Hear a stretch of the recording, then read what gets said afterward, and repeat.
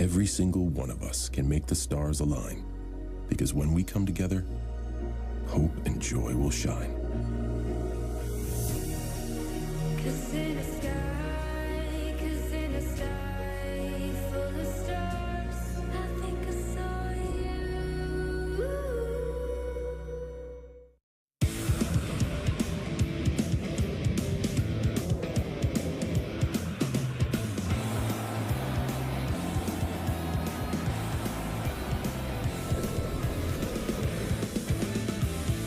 The Michael K. Show on Yes is brought to you by Untuck It. Shirts designed to be worn untucked. Shop now at untuckit.com.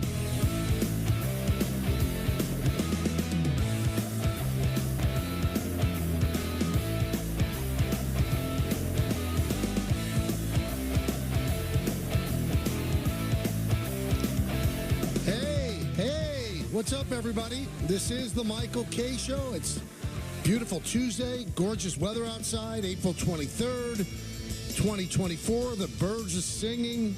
Oh, yeah. Everything is wonderful in Knickland. The Knicks with the most improbable of victories. Down 5 with about 40 seconds left. They come back and win it. And now they're up 2-0 over the Sixers. And that was a game, for all intents and purposes, that they should not have won. Jalen Brunson for the second straight game, subpar, but big moments by Hartenstein, big shots by Hart, bigger shot by DiVincenzo at the end, and the Knicks end up winning, and the 76ers go back to Philadelphia, and they wonder what went on, and they try to regroup for Thursday for Games 3 and then Game 4, but I don't think people will like this. I don't even know if you guys agree.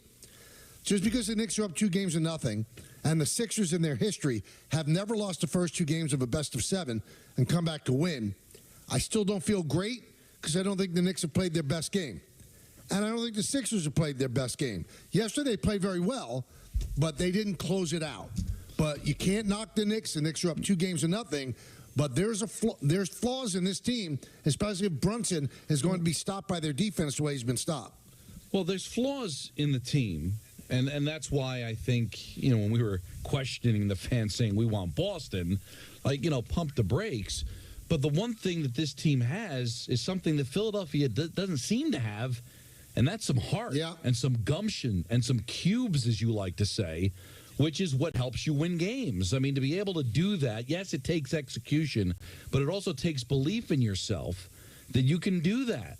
That you don't tuck your tail between your legs and say, all right, it's not our night. Let's go get them in Game 3 on Thursday.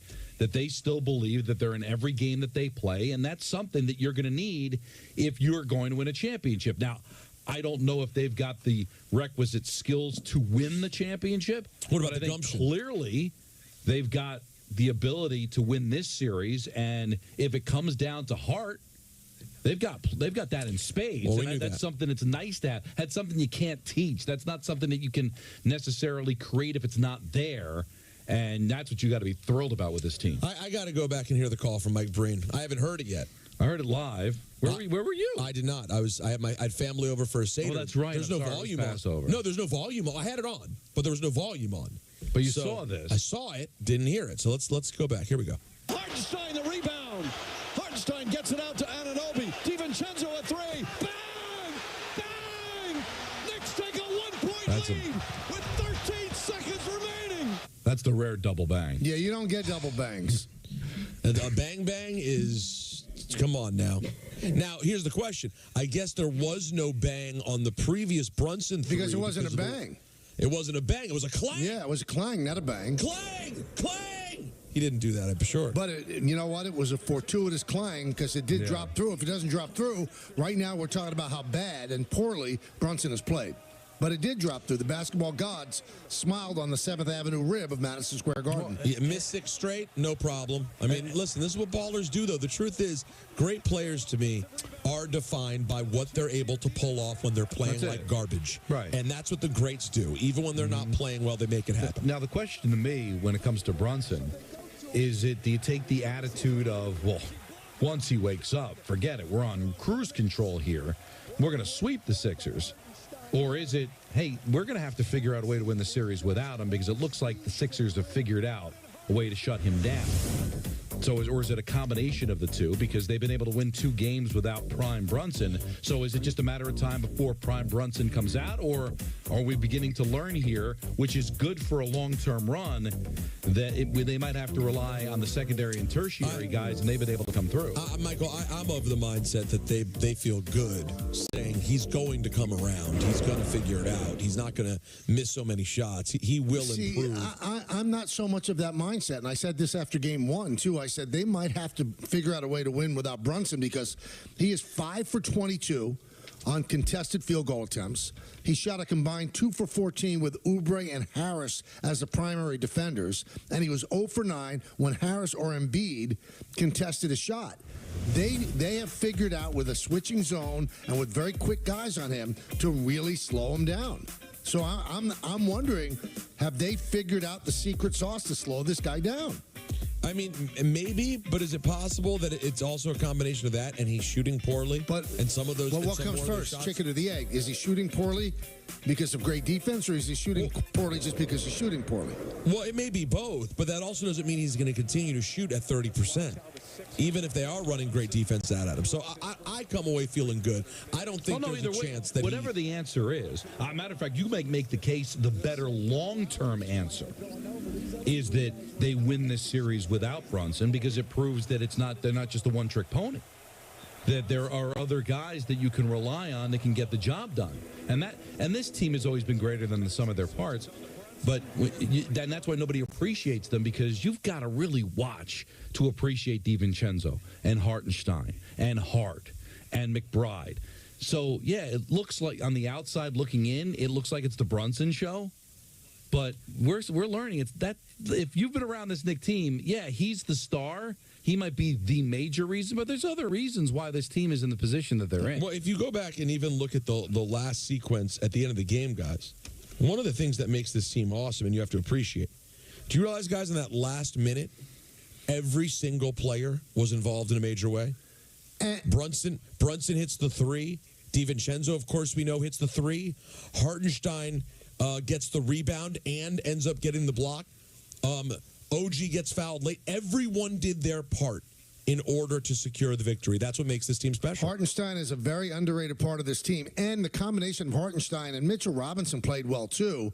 Played a big role. They made the bigs on Philadelphia work for everything they got. Now, Embiid didn't have a bad game, but you know what jumped out at me? Missed free throws. He doesn't miss free throws. I think he missed 4 free throws. He's an 88% free throw shooter. If he hits those free throws, we might have a different show right now. Also, whenever you see with any kind of game, win percentage, win probability. You know, Knicks had a win probability of 4% when Kyle Lowry hit his free throws to give the Sixers a 5-point lead with 47 seconds left. 4%. So you could stick those numbers. The Knicks, according to Elias, the Knicks are the 4th team in the last 25 seasons to win a playoff game after trailing by 5 or more points in the final 30 seconds of regulation, and they're the first to win it in regulation. Josh Hart, 21 points after 19 in the first half, 15 rebounds, 4 of 7 on three-pointers. First player in Knicks history with consecutive playoff games, 20 points, 10 rebounds, and 4 threes. And as for being up 2-0, the 76ers as an organization, I don't know what this really means, are 0-14 when they fall behind 0-2 in a best-of-7. Only the Hawks at 0-21 have more losses without winning a series down 0-2. And the Knicks, when they're up 2-0 in a best-of-7, they are 10-2. So I like where the Knicks are. I don't like how they've gotten there. Does that make sense? But I like where they are. Because without playing their best basketball, they're up 2-0. Nothing more you could ask for. Well, that's why it's like I'm spinning the negative into a positive. That you don't like how they got there, but the fact that you don't like it and they still got there, that's a pretty likable quality. But you're also finding out the heart, which is so important to be able to get all this done. So yeah, you can nitpick it, but God, that is just an unreal way to win a basketball game. And that building was absolutely up for grabs. Why do we say up for grabs? It's something I heard Michael say. I hate it. It doesn't make sense. Well, say it to the guy that I first Michael, heard why do you say up for grabs? Up for grabs mean that it could be taken over. The building is up for grabs. If you don't like it, why don't you take a flying leap off It a doesn't roof, make sense. okay? Up for grabs implies it could go either way. No, that's what up for grabs means. I agree with Peter in one sense. I don't like it, but I disagree because I love it. Oh!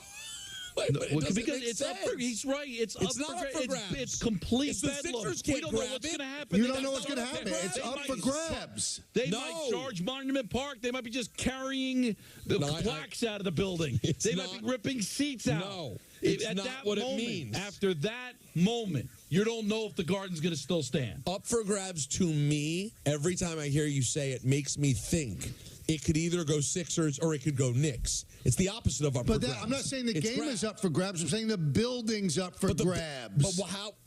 Can someone out there tell me that what I'm saying makes sense also? No. Anthony, you didn't even have the me? sound on yesterday. So shut up. Anthony, when you hear up for grabs, what does it make you think? You think it means, just tell me the truth. I'm an idiot? It's fine. That anything can happen. Anything can happen. Yeah. The building's up for grabs. Anything can happen in the building. But has nothing to do with the game. The game's not in question. But neither is the crowd. The crowd's not in question. It's 100% in favor of the Knicks. It's not up for grabs. But he says this place. He doesn't say the game's up for grabs. He says this place is up for grabs. They're going to grab it and they're going to run with it. They're going to turn it into their own personal torture changer. Yankee Stadium is up for grabs. It's not up for grabs. Like anything, we don't know what's going to happen. It's not right. Was it the people? Where are you? Call and support me. Come out on social Don, media. I hate to say this. I hate to be this guy. Peter, you don't like it? Get yourself a play-by-play job and do it yourself, okay? Well, listen, just because you do the job doesn't mean you're doing it perfectly. I think I'm doing it very well. And Mike Breen does it well. Did he say up for grabs? No, but he would.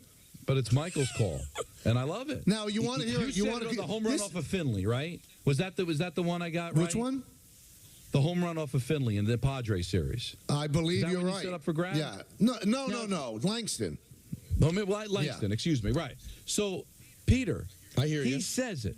Yeah. One of the great things, listen, I'm no Yankee fan, but one of the things that was aesthetically pleasing to the eye was all the beer that flew up in the air because people were so excited after the home run. That up for grabs is the perfect thing to say. Beer's flying, bodies flying, the building, it's up for grabs, not the game. Don, maybe he likes this kind of call better. Let's listen to Philadelphia's call in the last how many seconds. Here's the Philadelphia television call. All right. Getting home court advantage by winning one of the two. Has missed his last 6 shots. As that one rolls in. He's strong with the ball. Anticipate grabbing and holding. Maxey had it and then gets thrown to the floor. Nick Nurse is calling time and John Gogol waves it off. Hartenstein the rebounds. Shot clock is off. DiVincenzo for 3. And Dante DiVincenzo gives the Knicks the lead. Now, the beginning of that was cut off when they said you want to split the first 2 games on the road, something like the job done. And then they end up losing the game. By the way, that's an extraordinarily good call. Was it? Yeah. I didn't First of all, you're not going to be happy. It's a visit. No, but it was so undescriptive at the end. It was very descriptive. She said Nick Nurse is trying to call timeout and it's being ignored. That's what Philadelphia is arguing about today. He was trying to call timeout. And the official did not either see him or he ignored him, and that allowed the ball to be stolen. Did I miss, though? Did she say that DiVincenzo shot it twice? Because it sounded only like once. Yeah, she might have missed that. But I think from the tone standpoint. Now, Frank on Twitter agrees with Peter. That saying makes absolutely no sense. Tell Frank to go crap. Up for grabs means the visitors can take over. But that's how it sounds to me. Because this is why Frank is lost and Peter's lost. In that moment, are you worried about the Padres winning the game? At that moment, are you worried about the Sixers winning the game? Up for grabs. So that's the moment. Like, DiVincenzo hits the 3. It's up for the building's up for grabs. You extract from that the Sixers still have a chance, or it's up for grabs because people are losing their mind. But that's just not what up for grabs means. Who are you? In the moment. What does that mean in the moment? The term up for grabs has a meaning. No, wait a minute. You're taking away the meaning of a phrase. No, the up for grabs means that we don't know what anything can happen. Right. So if you've got the opening tip, This is up for grabs. We don't know who's going to get the tip. We don't know who's going to have possession. That's an appropriate way to use this up is for grabs. It's actually literally up for grabs. But also, in a moment where the building is in a frenzy, what is being described, and albeit a little exaggerating, but still, hey, like this place is up for grabs right now. Everybody's just out of their mind. What, you really take the fun out of everything. I don't think of the phrase "up for grabs" meaning that. That's all. It's a different understanding of the phrase. So everybody's like Ivy League. Like that was the big joke. Like in Ivy League, the chants from the cheerleaders is harass them, make them relinquish the ball. Like everything has to be so. Why can't you just have an announcer screaming his head off a building that is going nuts, and then the perfect way is this place is up for grabs is just great theater. It's a great way to describe it, and only a great announcer would think of it. And anybody to question it is completely out of their minds. So Frank, Peter, anybody else out there, mind your P's and Your Q's. explanation of it made me actually appreciate it a little bit more. But I'm just telling you, that's not where my brain goes at first. I'll tell you where your brain could go. Now, while the Knicks were doing this extraordinary comeback and taking just an exhilarating victory, the Islanders were doing the opposite. Literally at the same time. Oh, my goodness. At the very same time. They might have blown the series. They were up 3-0 on the road, and they lost the game. Now, the thing is, Michael, because when you look at it statistically and just the math of you're up 3-2, and in 9 seconds, you're losing 4-3, and eventually lose the game on the empty net 5-3. But when you watch the game, you saw it coming. Maybe not 2 goals in 9 seconds, Michael. They had 12 shots on goal for the game. They had 5 shots on goal in the second and third period combined. They were hanging on for dear life. Don't say that, because Peter will take it literally. Like they were about to die, and they were hanging on. No one was going to die. It's just a phrase. It's such a terrible example by you, Michael.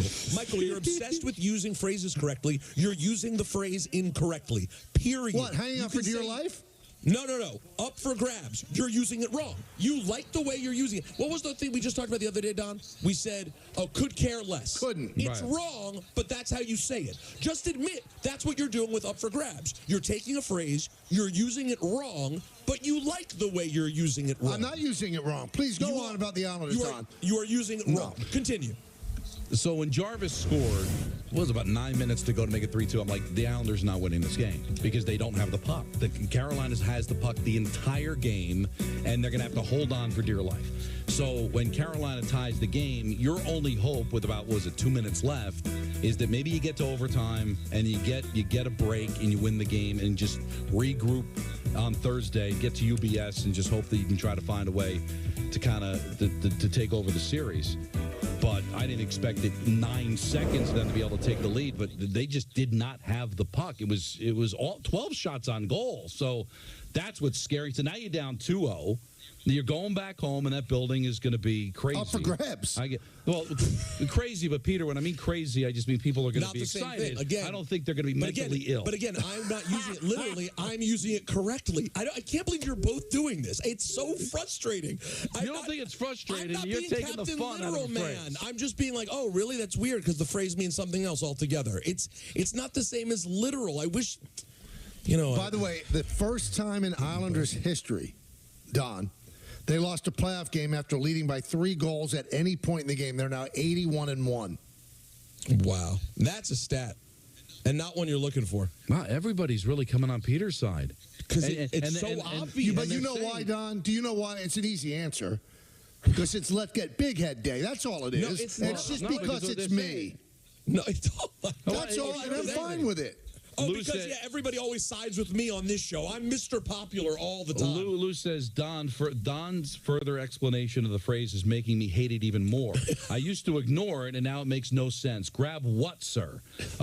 D. Rob says, I agree with Peter. Up for grabs has a meaning, and the way Don and Michael are using it does not make any sense to me. That's it. That's all I'm saying. It's fine. I'm down to use it in a different way, but you have to acknowledge it's not the same as the way people... We're using it euphemistically. literally, and you're not understanding that. Just like Don said, hanging on for dear life. It wasn't literally. No, but hanging on for dear life is an appropriate euphemism. This one's not appropriate. Yes, it is. It's not up for grabs. It's one of the most popular calls in Yankee history.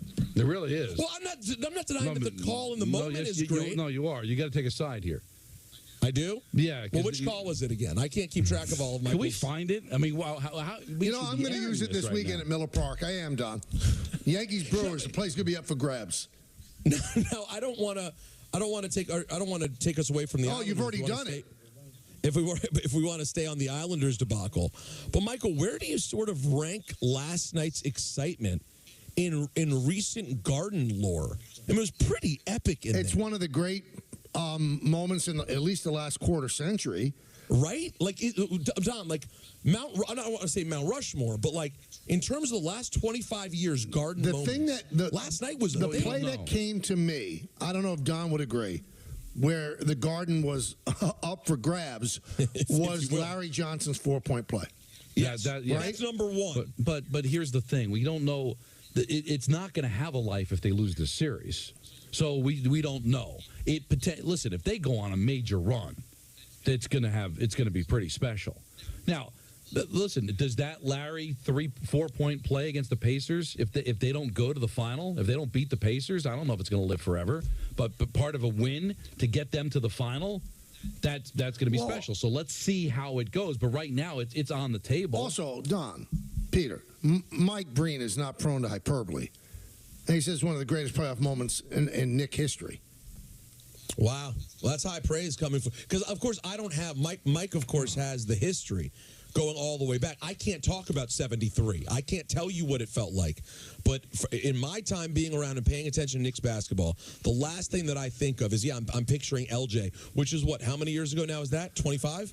23? 24. That was 1989, so 25. It's 99. Yeah. That's probably 25 years ago. So, I mean, now Don's right. If they lose the series 4-2, we don't talk about this. It actually becomes the thing you don't ever speak of. Right, it becomes the Andy Chavez game. But if they just win this series, regardless of what happens after that, assuming they win this series, no, it's going to be special. It's a real moment. It is still the first round. It is still game 2. But in that moment, it was pretty special.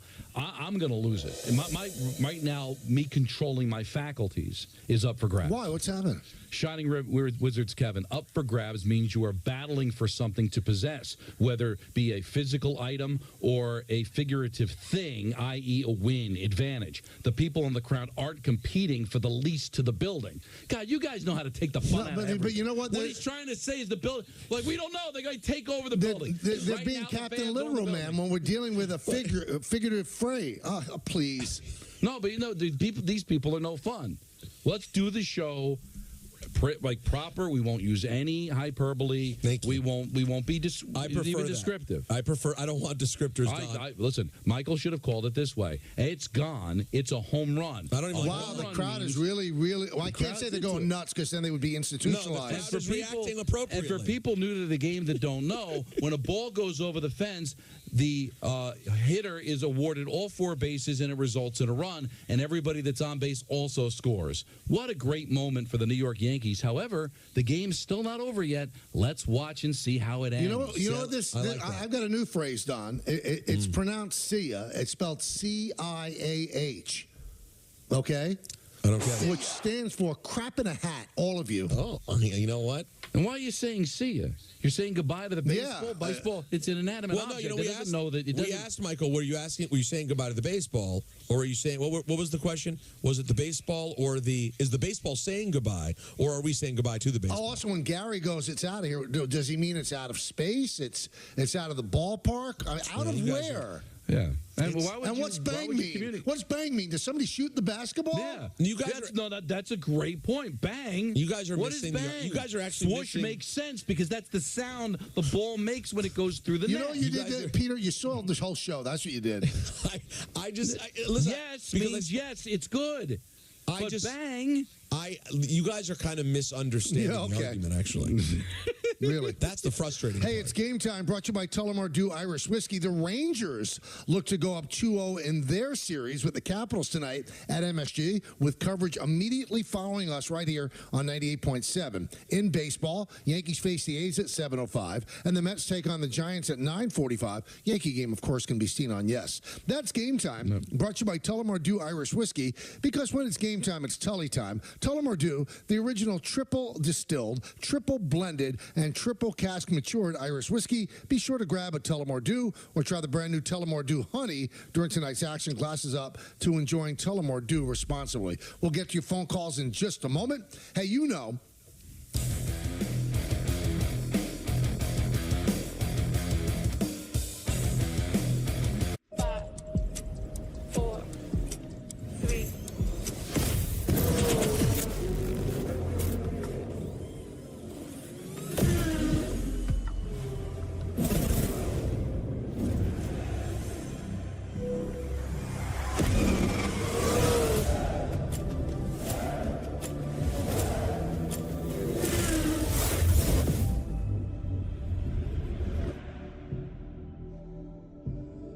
And as the biggest breakthrough in essential fatty acids since omega-3, fatty 15 means you don't have to take gross fish oil. Exactly.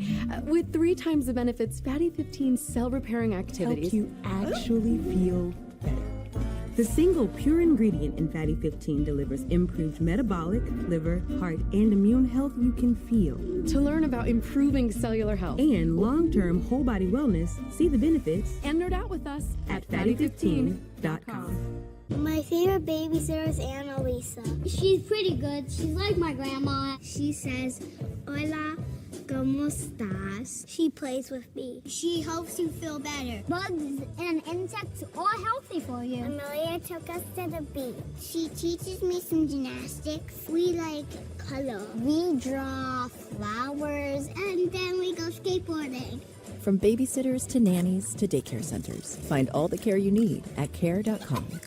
Tired of pointless meetings? So in this meeting, we're going to plan the next meeting to schedule other meetings. There is nothing more pointless than unproductive meetings. What about watching grass grow? Nope. What about pushing the crosswalk button repeatedly? Nope. What about bringing sand to the beach? Nope. Thanks to ClickUp, now all of our communication and work is in one place. It allows our team to collaborate remotely and finish projects faster. ClickUp, all your work in one place. With Home Chef's new family menu, cooking for the whole family is so simple. You go from step 1 to done with practically no fuss. Simply prep, cook, and enjoy with the whole family. Get 18 free meals today at homechef.com. They said optical shops weren't very inviting, so we, Warby Parker, created ones that were. They said prescription eyewear was too expensive, so we offered more affordable glasses, contacts, and eye exams. They said opticians weren't always friendly, so we hired only the friendliest and the most knowledgeable. And finally, they said the whole experience was just kind of unpleasant, so we set out to change that too. Visit a Warby Parker store and see for yourself. Let's explore your future with Udemy. You can learn how to program and build websites, study design and create logos, improve your presentation skills, and sell your ideas. With Udemy, you can learn practical skills from thousands of online courses taught by real-world experts. Explore your future. Udemy. It comes on tomorrow, the repair could easily cost thousands. Is that transmission? But with Endurance, you could never pay out of pocket for a costly repair again. They covered a $14,000 engine replacement. $1,400. Endurance paid it. Who's going to pay for your next car repair?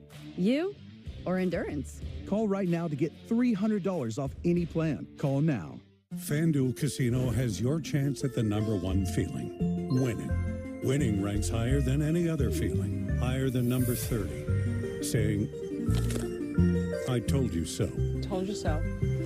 Higher than number 89, the feeling of catching your car keys with one hand.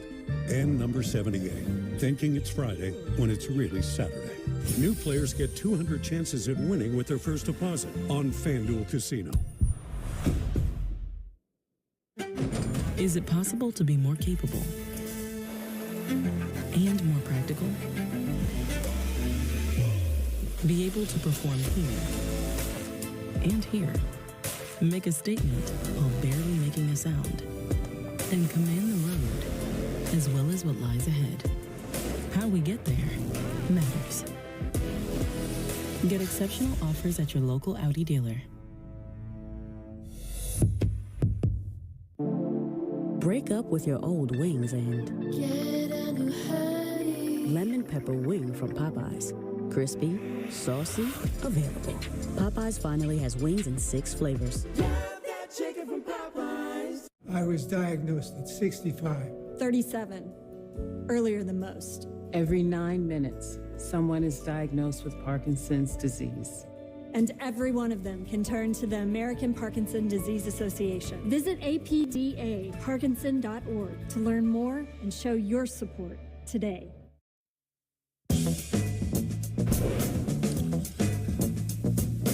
All right, so one of the dictionary definition of up for grabs is available to anybody who wants to try and get it. The stadium's up for grabs, so the fans could take it over. They could take the stadium over. It's up for grabs. It's wild. It fits perfectly. Of course, that's what it means. And I can't believe the people are calling me and Don old hacks. You're backing up Peter on a sports point? Okay.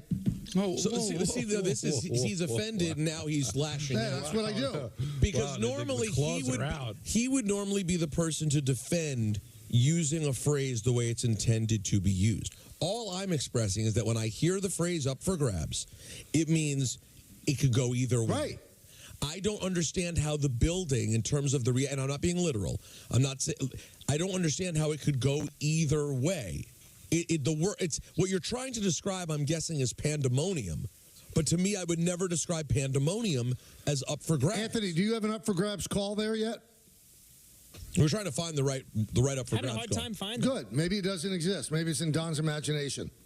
Wait, so you don't have one specific call, Michael? That's like a meaningful up for grabs moment. You had one last year. Did I have it last year? It was last year. You made me feel bad. Like Don. I thought you were saying I whatted on one of his big calls. This is just a thing that he says. This isn't like a. But I remember him doing it. Was the Martinez home run against Langston in the '98 World Series? I was the first time I heard it. That's the one I remember. But Michael doesn't even know that that's the call, so obviously it's not that important. Everything's important. Everything I say is important to me. Okay. You got it? I don't say, there's no throwaway lines in my world. No, that's right. Now, the reason why Anthony might not be able to find it, I'm not necessarily sure it was in the call. It might have been, you made the call of the home run, and then it was a little back and forth, and then seeing the delirium in the crowd, you said this building's up for grabs. So they might have cut it off before you said that. You know what I have here, Don? I bet it's the Yankees starting lineup. Yankees starting lineup. Brought to you by Bigelow Tea and Serta Pro Painters. Yankees face the A's tonight. Volpe, the shortstop, leads off. Soto in right field bats second. Judge in center hits third. Stanton, the DH, cleans up. Batting fifth, first baseman Anthony Rizzo. Gleyber Torres, who might be off to the worst start of all. He's at second base. He's going to bat sixth. Batting seventh, playing left field, Alex Verdugo. Oswaldo Cabrera, third base, is going to bat eighth. Batting ninth, also, I think he's 3 for 33. Austin Wells is going to catch and bat ninth. And Marcus Stroman will pitch for the Yankees against the A's. That was the Yankees starting lineup, brought to you by Bigelow Tea. Bigelow Tea is a proud supporter of the Michael K. Show and the official hot tea of the New York Yankees, and Serta Pro Painters. When choosing a painting professional for your home or business, the choice is simple. Choose happy. Choose Serta Pro Painters. You give good lineup. Thank you, Donnie. Let's go to the phones. Let's go to the phones. Let's try to restore order because it seems like the show is up for grabs. Let's go to Joe in Staten Island. Joe, why don't you start it off, JoJo? Hey, gentlemen. How you guys doing today? Great. You? I'm doing good, guys. I just wanted to bring a point that I think is pretty important that no one's really talking about. Everyone's talking about Jalen Brunson and his struggles, but I'm going to read you 2 stats from both games. You tell me what you think about this guy. 11 points, 4 rebounds, no assists, 5 of 10 from the field, 1 of 3 from the three-point. That's game 1. And game 2 is, we got here, 10 points, 4 rebounds. 4-10 from the field, 0-3 from 3. That's OG Anunoby. We traded R.J. Barrett and quickly for this guy. He really should be stepping up. And if you want to talk about defense, I'm pretty sure that Maxey and Embiid had really pretty good games. You know, I'm just saying, what's he doing? Well, I think he's played good defense because if you look at their defensive metrics when he's on the floor, they're a much better team. And also, you say you traded R.J. Barrett and quickly. Do you realize, I believe the Knicks are 23-2 with OG Anunoby and Brunson in the lineup, and you're questioning that trade? You think the Knicks would have had 50 wins if they kept Barrett and quickly? No. I mean, goodness gracious. The team is predicated on Jalen Brunson. Any offense that you get from Anunoby is a plus. It's almost like a bonus. He's there to play defense and to hit the corner three every now and then. He's done his job playing defense. You're not going to stop a guy like Embiid. You're not going to stop a guy like Maxey. And you shouldn't be able to stop Brunson. But they've stopped him for 2 straight games. And you know what? The Knicks have won both. Let's go to Spike in St. Pete. Spike. I got to tell you something. That last call, OG Anunoby went to the free throw line with no pulse last night and made the free throws like Kawhi Leonard. They took a nap on the free. He also got the rebound and flicked it out so Dante could drain the three. Well, Hartenstein got the rebound and he passed it out to OG. No, but he got the pass back. He made right. Listen, that brought me back 29 years. I was in the Garden when Joey Crawford had hair and Reggie Miller pushed Greg Anthony down and went through that whole diatribe in that loss. But that was wonderful. It's elder abuse at my age to have to go through that, but I wouldn't want to go out any other way. That was fantastic. Nick Nurse should shut his pie hole because he should have done what Eric Spoelstra, arguably the best coach in the game, does, and be assertive and tell the officials, you got to tell the rules. The crew chief was John Goebel, and tell him in case it's a dead ball or it's out of bounds, I'm taking a timeout. Kyle Lowry, who's a pain in the ass at 38 years old, made a horrible escape route to get the inbounds pass, and they let them play. And the Knicks stole that game with loose balls. They left Josh Hart open. Are they going to learn their lesson? What is he now, 4 for 7 and 4 for 8? Mm-hmm. And he played the 48 minutes. Here's the difference in these teams. I watched the Laker game, too. The 4 best doubles are AD and LeBron and Luka and Kyrie. We know who they are, Tatum and Brown and whoever else, and Jokic and Murray. The top 2 teams, Boston and Denver, continue on. Mm-hmm. The problem with this thing with the Knicks is they have 3 through 8. They're going to 8-man rotations. They don't have a setup with two guys like this at this point. 3 through 8, the Knicks are better than any team in the league. 7 turnovers, held their ground off the boards, and there was a lot of ass and luck with Brunson's shot going in, but they fought hard. And listen, Tyrese Maxey got to the rack and made every shot until the one that mattered the most, and Hartenstein got down the court and got a fingertip on it. That's the best win I've seen in 25 years since Allen Houston shot. One thing that you said, one thing that you said that I would disagree. They let them play. If that happened to the Knicks, you'd all be screaming. Because Maxey was smacked around by Hart and by Brunson. Now, they let him play. Okay, that's a euphemism. They let him play. But if it happened to the Knicks, you wouldn't like that. I mean, even Stephen A. Smith, who now is the biggest Knick cheerleader in the world, said that the Sixers got rooked. Because there should have been a call there. I mean, watch the replay of that, guys. I mean, he was manhandled. Best win in 25 years, that Spike said. That's an interesting one. Oh, we found it up for grabs call, Peter. Well, let's hear it. I'll tell you what I think. I got to give credit to Dan Allen Rourke on Twitter because he was the one that said, I knew it was recent. It was your first home Judge walk-off against the Blue Jays. You know what? Dan Rourke's the best. And we have it here. All right. And the 1-2. Drill deep to left field. There it goes. See ya. Up for grabs. There's his walk-off home run. And the Yankees have come back to win it. 6-5. Oh, man, oh, man. What a blast by Judge. Now, I set that up with if he hits a home run here, this place will be up for grabs. So that's why when he hit it, that's why I just said up for grabs. But Peter doesn't like it. So you know what, Don? I guess I should just take it out of the. I think you should. Take it out of the arsenal. I mean, how many things have for the 7-8 years I've been on the show? How many things has Michael been critical about in my life? The things that I say, things that I wear, things that I do. I take it in stride. I have one thing that this great legendary broadcaster said that I go, not for me, and I'm all of a sudden a bad guy. Now, Don, it's called being a friend. Wouldn't you agree that in 1995, I think it was the Baseball Network at the time, they did the Yankees and the Mariners playoff series, the first wild card series ever, and Mattingly hit a home run. Remember that? Gary Thorne said, "Oh, hang on to the roof." There's no roof at Yankee Stadium. What does he mean, Peter? What did he mean? You guys keep like this is very hard. It's frustrating because you're. I think that is absolutely spot on. If you're going to be literal, what does hang on to the roof mean? There's no roof at Yankee Stadium. And that's one of the great playoff calls ever. Hang on to the roof, though. You get the idea that you mean the top of the building. But there is no top of the building. It's open air. But if it was in the Kingdome, it would make sense. Right. I mean, listen, I wouldn't say that's the best thing I've ever heard in my life either. But I'm not offended by it. But you're offended by mine. Up for grabs.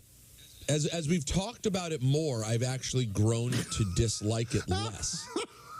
But I am frustrated by the fact that Michael is not seeing what I'm saying. Neither is Don. Forget about me. I'm the artist. I drew the picture. Don is standing in the Louvre looking at the picture and going, you know what? That's magnificent. And then some bald-headed guy walks over and goes, I don't like that picture at all. And Don's defending it.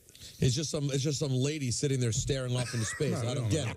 Got a smile? Yeah, is she smiling? What the hell's going on? She got gas, you know. But I'm just saying, and a lot of people are saying, everyone's saying that they also just don't understand why up for grabs. It's a phrase that has a meaning for me that's completely unrelated to what's being said. So, Don, it's not like saying that, whatever, the hanging from the roof thing, whatever the hell that was, that's like an exaggeration. Well, no, it's not, because there's no roof. Here's Gary Thorne's call, which is one of the great calls. Here it is. I'll be the judge. 3 of them by right-handers, 5 by left-handers. This one by Mattingly. Oh, hang on to the roof. Goodbye, home run. Don Mattingly. Awesome. That is an unbelievable call. I love it. It's a fantastic call, and I truly enjoyed it. It's not the same thing, though. It's not an apples-to-apples comp. Why? Because hang on to the roof doesn't actually have any meaning. It's nothing. Hang on to the roof is just saying something silly and fun to imply something crazy. So is up for grabs. Has an actual meaning. But up for example, the other night against Ryan Garcia and Devin Haney had a crazy fight in which, in the end, Ryan Garcia ended up winning and shocking people and beating Devin Haney. He was 8-1 dog. Do you know that they wouldn't let them throw out the first pitch at Citi Field? I do. We talked about that. Well, I wasn't on that day. You weren't? No, I guess I left for ENN. Oh yeah. So it was a total mess that week. No one thought. Anyways, 3 knockdowns and Garcia wins. Now everyone thought the cards were pretty close because Haney had won some rounds in the middle of the fight. Let's say at the beginning of the 12th round, Haney knocked Garcia down.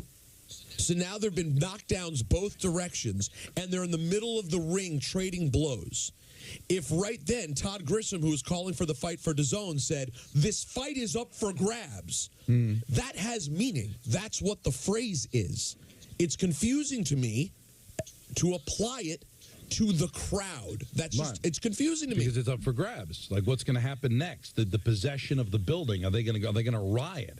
Like, it's theirs. They're taking over. This is crazy. You're getting It's a slight exaggeration. It's not exaggeration, though. It's a slight misuse. No, it's a slight exaggeration because I don't think anybody really believes. But the building can't be up for grabs. A game can be up for grabs. Let's go to... Wow. We should argue this at Harvard. This should be like a debate. Well, they've got other problems at Ivy League schools now. Let's go to Tony in Eastchester. Hey, Tony. How you doing, guys? Good. What's up? Great. Not even even a conversation. Peter, you're wrong. Michael, Don, you're right.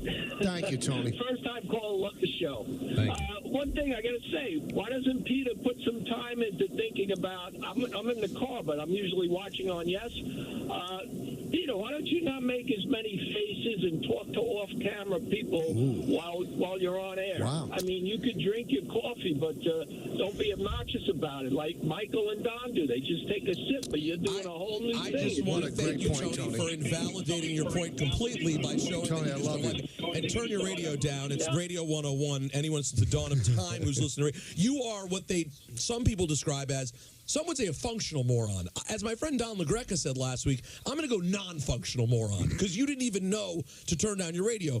But once you then decided to attack me because of the, quote, conversations I have with other people. By the way, Don, everyone does the exact same amount of communicating with the guys on the other side of the glass.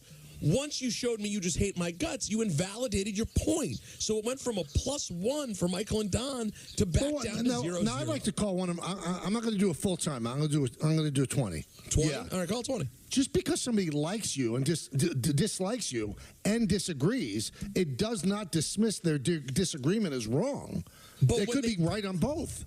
They could. But when, Don, tell me if you understand what I'm saying, though. Yeah. But when you call to make a point to support you guys against me, and the next thing you have to say is disparaging me in another way, it kind of lets you know there may be some bias in the initial There could opinion. be bias, but they could still be right. I thought he was going to say afterwards, like, oh, and by the way, about the Islander game last night. But no, it was like, oh, and by the way, the reason Peter sucks is, I think that hurts the initial argument. That's all I'm saying. Don, why don't you tell us about BetMGM? Well,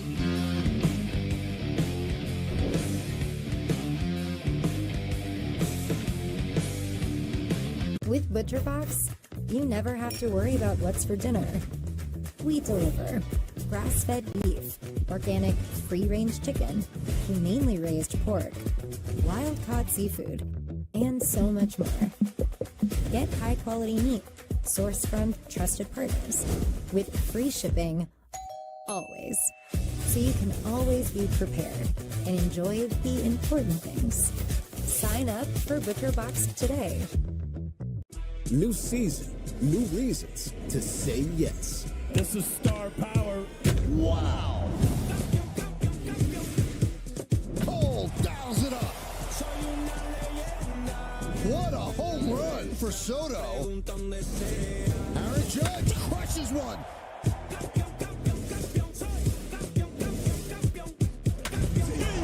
Get all the Yankees action. The Yes app. I'm going to ask you a series of questions about your life, your career, and everything in between that we've uncovered. They're all centered on numbers. Some of the numbers might be familiar to you, but they all add up to tell your story. So, Nick, are you ready? I'm ready, dude. You're ready. I'm ready. I was able to have my father's number within mine. Is it true you signed over a pasta meal cooked by your grandmother, Jenny? Joe came over to my grandma's house and we signed a contract and we had pasta that day, and I literally had completely forgot about that. That's pretty cool. I'm so grateful that it happened the way it happened. This is how you need to go out, leave it all out there. It was perfect. What do you want fans to think about when they see the number 23? I wanted to be somebody different on the field, the window into how I feel about playing out there. How do you know all this? What was going through my head was soak this in. The story of my number, presented by the New York Lottery. Growing up, I always wanted to do so many things. I wanted to be a vet. I wanted to be an actor. When I was really little, I don't know why, but I wanted to be a pastor. When I was like a small child. I wanted to be a celebrity, like by any means necessary. This is Spike Drop Vegas Heist. These players are playing for a lot of money today. I'm only here for a 2-peat. I don't really care about any other place. My dad is a gamer. My dad. My brother. My mom. My grandmother. My dad's a big gamer, still is. People will either like me or they will hate me, and I think that's fine. I'm okay with that. I can't even comprehend what is going on. but I like it. So you wake refreshed for a more productive day. Get 24-hour continuous relief that does not fade. Be wise all, take Zysol at night. The best ideas come from solving common problems.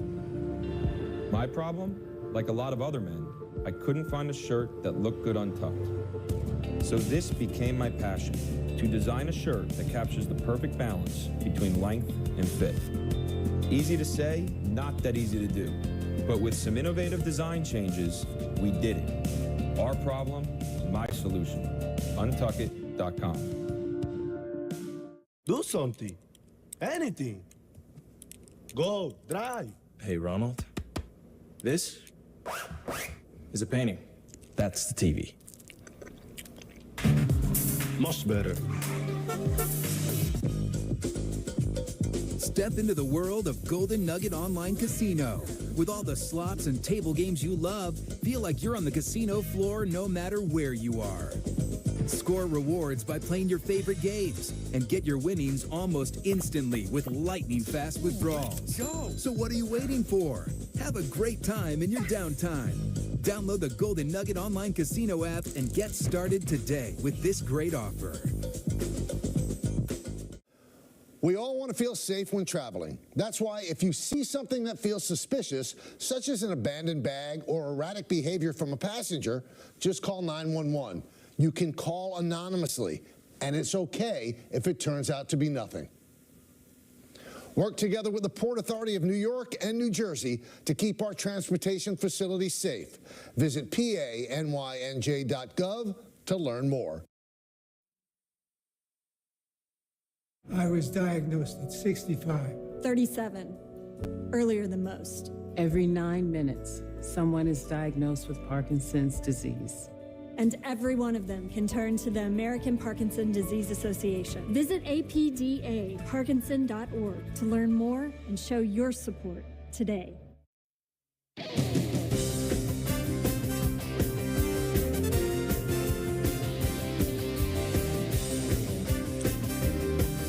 Well, the second annual DPHO and Rothenberg pregame party is coming up on Thursday, May 2nd. Come out to see the live broadcast starting at 6 a.m. from Publicans in Manhasset, just steps away from Manhasset Station on the LIRR, where after the show, the crew will take the train to Citi Field for the matinee game against the Cubs. It's the pregame party with Rick and Dave on Thursday, May 2nd, brought to you by Montauk Brewing Company, Come As You Are, and by Zing Zang, America's favorite Bloody Mary brand. Now it's even easier to enjoy a Bloody Mary with their premixed cocktails, available in convenient cans and party-sized bottles. Just open, pour, and enjoy. Please Zing Zang responsibly. All right, we'll go to the phones. Let's go to Riley in Waterford. Riley. Hey, guys. What's up? Thanks for taking the call. I love the show. Thanks, man. Thanks, bud. Hey, so first thing with the up for grabs, Peter, nobody likes that guy, the corrector guy. Michael is a legendary voice for the Yankees. So and the ultimate corrector guy. I mean, do you listen to the show? His name is Michael Corrector Boy K. I mean, what? Just let it go, man. The guy can use it however he wants to use it. But he would criticize. But all we do here is critique people for a living. He does it to me. I do it to Don. He doesn't get special rules just because he's Michael K. Listen, I text him when he's great, and I go, oh, my God, I love it. What a great call. Oh, you were fabulous. He's not here. Someone writes something about him. I defend him. I fight Phil Mushnick when he writes something nasty about Michael. He's my guy. He's my friend. He did one thing I don't like, and I refuse to back off of it just because he's Michael K. Excuse me. No. Riley, you bring up good points. What else?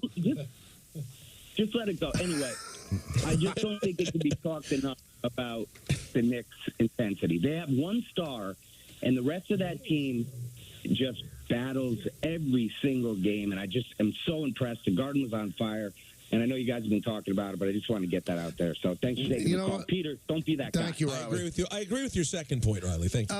They have an intensity, and, I mean, we here, we use that word dog, and it's been used for the Knicks really play like they're possessed, and I think that the mindset that's instilled in training camp by Thibodeau continues throughout the season. They don't have load management. They don't take days off for no reason. They play hard. Do you know how many minutes Josh Hart played yesterday? Every one. No. Played 48 minutes. He wasn't even tired at the end, Peter. No, his numbers are insane, man. That guy, the New York Post stole my brain the other day when the back page of the paper was heart and soul. I mean, he really is. He's such a huge piece for this team. And I know statistically he was down this year from where he was a year ago, but he is showing you in the playoffs what he is, man. He's the man. I mean, he simply is the man. You've got to give Leon Rose in the front office a lot of credit. They picked this guy up in the middle of last year. They picked OG Anunoby up at the end of the calendar year, before the trade deadline, before anybody could make a move. And then they gave up a significant package for him. And you know what? He helped them get to 50 wins and the number 2 seed. The front office has done an unbelievable job. And the biggest and best job they've done is that they bring in people that fit what Thibodeau's about.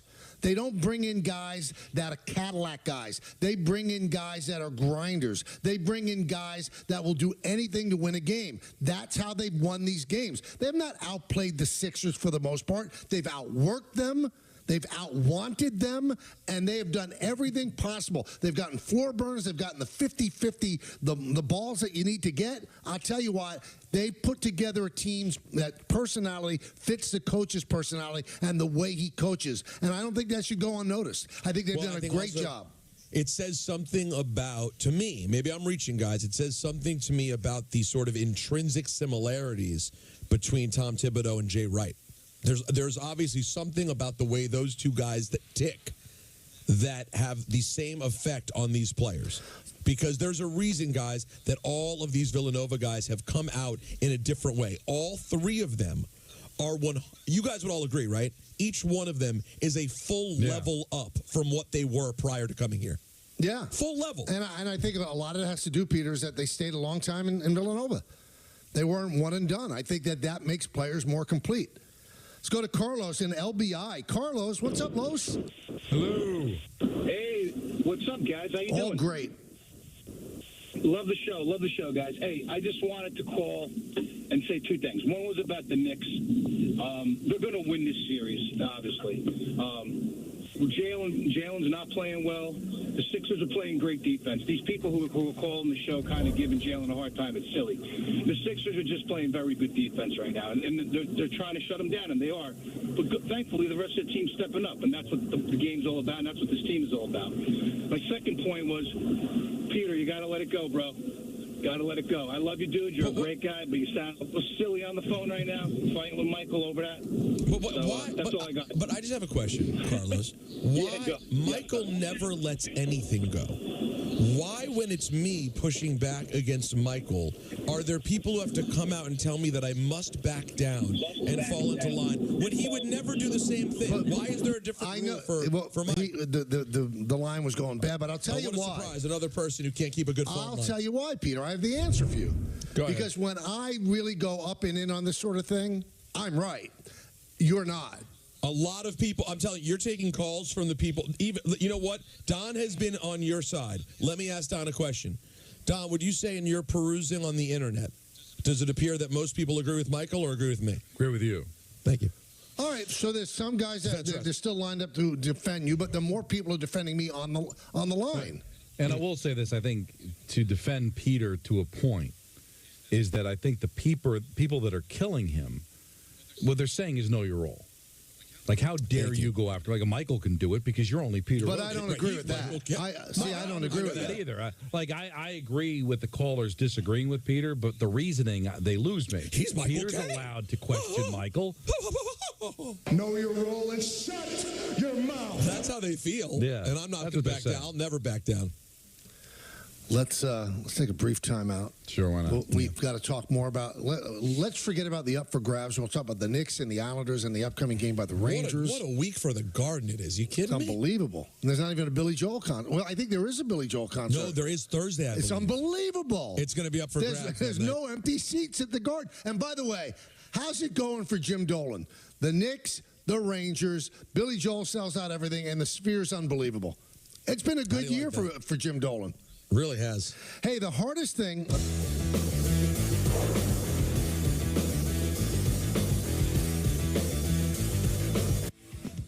The Michael K. Show on Yes is brought to you in part by Memorial Sloan Kettering Cancer Center. At Memorial Sloan Kettering Cancer Center, being the Northeast's best cancer center means being the best for you.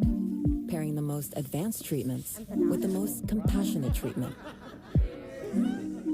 It takes looking at every cancer from every angle. And a care team that looks out for you and everyone you care for. It takes MSK. All new Subway wraps are packed with delicious ingredients in a pillowy Lavash wrap. Finally, a refreshing lunch that tastes amazing. Perfect for pro athletes like me, right? Can I finish?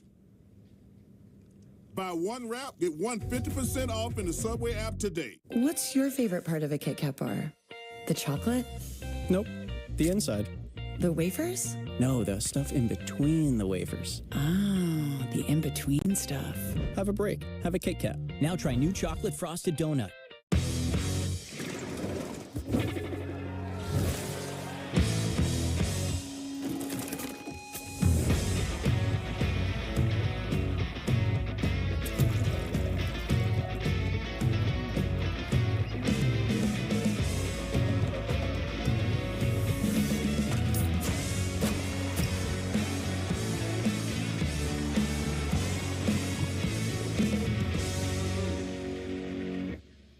When I hit 80, I needed help around the home.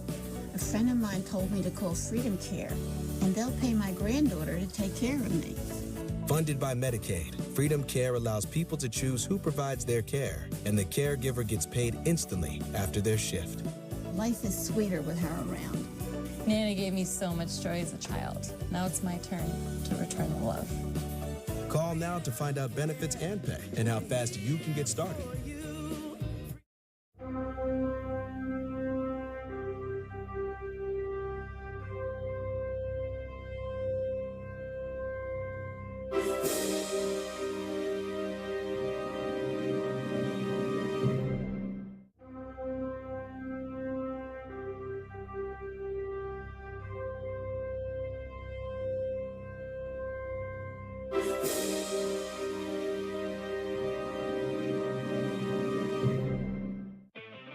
You're plugged in.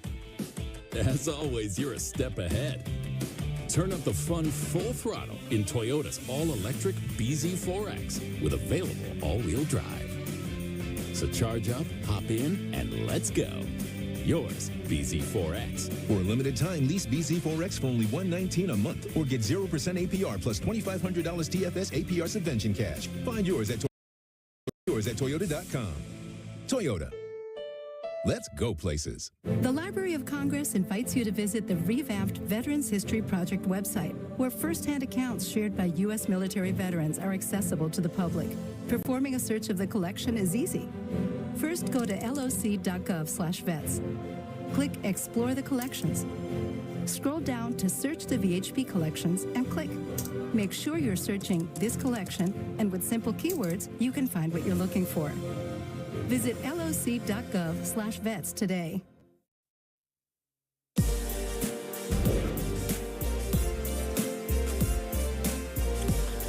Oh, baby, you never know where this show's going to go, what it's going to say, what it's going to do. It's so organic. Well, it's almost as if topic-wise, this show is up for grabs. You know what? And that would be the way you like it being used, right? Oh, properly, the way it's supposed to be used. So, but I will say, Michael, there was a feeling last night, a je ne sais quoi. You know who I got a text message from? Billy Crystal. That's right. Really? I did. Oh, nice. Wow. I got a text from Billy Crystal during the game, and he asked if I was at the Garden. I said no. Are you at the Garden? I said no. I'm having a Seder on Long Island, and he said I'm at a Seder in Los Angeles. But we were discussing the game. He was very, very excited. You know, we've given Billy clemency because we have a special love, so Don doesn't judge Billy for the fact that he's a Clippers and Knicks fan. He gives him both without calling him a fraud. Yeah, right, Don? but Don is going to have a legitimate question for Mr. Crystal. If the Clippers advance to the finals and the Knicks advance to the finals, what are you rooting for? I think he would root for the Knicks. I don't think so. He's a real big-time Clipper fan. That's the thing, though, because he has the season forever. He doesn't have them, I believe, anymore, but he had the long-time season tickets to the Clippers. I think he would have to make a choice and stick with it. At that point. At that point. That's a forever choice kind of moment. And it's a moment he's never expected to see. I'm guessing the Vegas odds on it happening would have to be, 500 to 1? I mean, it's not high odds that both teams make the finals. You know what? Maybe no. Maybe it's like 40 to 1 now, 75 to 1. But anyways, it felt like that kind of day. You know, they kept showing Ben Stiller and Chris Rock sitting together, all the legendary Knicks there, and then to have it play out the way it played out. You know, it's like if you were to describe the sequence in a basic way, Knicks down 5, under a minute left, back-to-back threes, they win. To be honest, to me, in this version of the NBA, that doesn't sound like a crazy thing to have happen. But the way that it happened, Michael, the way that it played out, the turnover, the missed 3, then the board, the fact that Brunson had missed 6 straight, then clangs one and it falls in. When you add it all up, it ended up being a breathtaking moment for the ages. Now, when you look at what playoffs, bring you, they bring you forever moments. So yesterday in the 2 playoff games that interest New York, you had an unwinnable game that was won. You had an unlosable game that ended up being lost. So let me ask Don, what was more shocking? The Knicks coming back and they had a 4% win probability, or the Islanders losing a game they led 3-0? Well, by the way, Knicks Clippers plus 5,000. Plus 5,000. So Billy's not really have to worry about it. Yeah, I don't think he has to worry about it. No, without question, it's the Knicks. Without question. Really? Well, because think about it. Because the Islanders are a worse team. Well, the Islanders are on the road against an outstanding team. How much time was left with them up 3-0? It was 3-1 with Jarvis scored with like 9 minutes to play in the game to make it 3-2. And they had 12 shots on goal. They didn't have the puck. It felt inevitable that the game was going to get tied. Now, how crazy 9 seconds after it was tied, they took the lead. That was the shock of it, Michael, because it all just came crumbling down. But at 3-2, with 9 minutes to go in the game, the way the Islanders were playing, the way the Hurricanes were possessing the puck. Yeah, it was like the ice was tilted. It felt to me like if the Islanders win this game, they're just going to hang on for dear life and just hope that the clock expires. They were even talking about it. Brendan Burke and Butchie were just talking about just Patrick Waugh looking up at the scoreboard. Just let the time go here. Let's just let the clock zero out. Let's get out of Dodge here. Let's get home. So there felt like an inevitability. Again, not 9 seconds. And I was hoping at that point, all right, just get to overtime, and then maybe you catch a break, because it was really bad in the second period, Michael. I mean, they did not have the puck at all in the second period. Started the third period was a little bit better, and then the ice got tilted again. So if they had gotten to overtime, maybe you win the face-off, you catch a break, you score the goal, and you get out of Dodge 1-1. So, no, what the Knicks did, Michael, because I think at that point, I think the Sixers announcers were crazy to think it was a foregone conclusion the game was over. But at that point, I can't imagine even the most diehard Knicks fan felt like there was any chance they were going to win that game, especially in the fashion in which they won it. But I would think an Islander fan at 3-2 with 9 minutes to go would not have been shocked if I said to them, you're not winning this game. Now, Peter also has made the point, he made it during our pre-show meeting, too. This is the NBA. It's really not that big a deal that I hope I'm not representing what you said. Not that it shouldn't be that shocking, but if you remove the situation, it's not that shocking. But again, to be down 5 in the situation, though, according to Elias, right, the Knicks are the first team over the last 25 years to win a playoff game in regulation after being down 5 or more points in the last 30 seconds. So, I mean, it's shocking what they did. And Philadelphia had to do a lot to mess that up. Now, right. I look at the 2 series, maybe you guys will think I'm nuts, they're kind of almost mirroring each other. The Islanders, you could say, outplayed the Hurricanes in both games. And the Hurricanes won both games. No, not last night. But the first game, though. First game. Yeah, for sure. For the first game, they could have very easily won that. All right, so the Sixers probably outplayed the Knicks last night. The first game was up for grabs. Right. But And the home team won both games. Now the Islanders have to come back to the island and do the unthinkable against a really good team. And the Knicks, I don't think the Islanders are going to win the series. I think we all came into it thinking that. We all came into it thinking the Knicks were going to win the series. Right. But strangely, I don't know if you guys feel like this. I'm not 100% positive and comfortable with the Knicks yet because they have not played great. They played gritty. They played gutty. Their best player has not played well. But who cares? But you shouldn't care. But you hope that it doesn't bite you, Peter. No, but I just think you're looking at this so half-empty. I look at it as you played the first 2 games in the series in which you're the favorite. You're supposed to win the series. You had 2 games at home in which your best player played poorly and other aspects of your game didn't work, and you came out with 2 wins. To me, that says this is a team that could maybe do more than we even realized. Because while playing poorly, they're winning games. That's what but here's my concern, Peter. Are they playing poorly because they're playing poorly, or are the Sixers making them play poorly? Is the combination defense that they have on Brunson, is it the right sauce to stop Brunson? And if Brunson continues to get stopped, can the Sixers win these next 2 games? See, but again, that's why I feel good about it, Don, because we already knew Philly would be an awkward matchup for this team. And Philly's doing the job they thought they would do, and you're still up 2-0. Well, you're saying 2 different things here. I mean, can Philadelphia win the next 2 in Philly? Yeah, I think they can, but that doesn't mean they're going to win the series because they'll eventually come back to New York. So you could look at it like the glass half full. Hey, they can play even better than they have played and win this series going away, rather than thinking about, well, eventually it's going to catch up with them unless Brunson wakes up. But I knew the Sixers were going to be tough.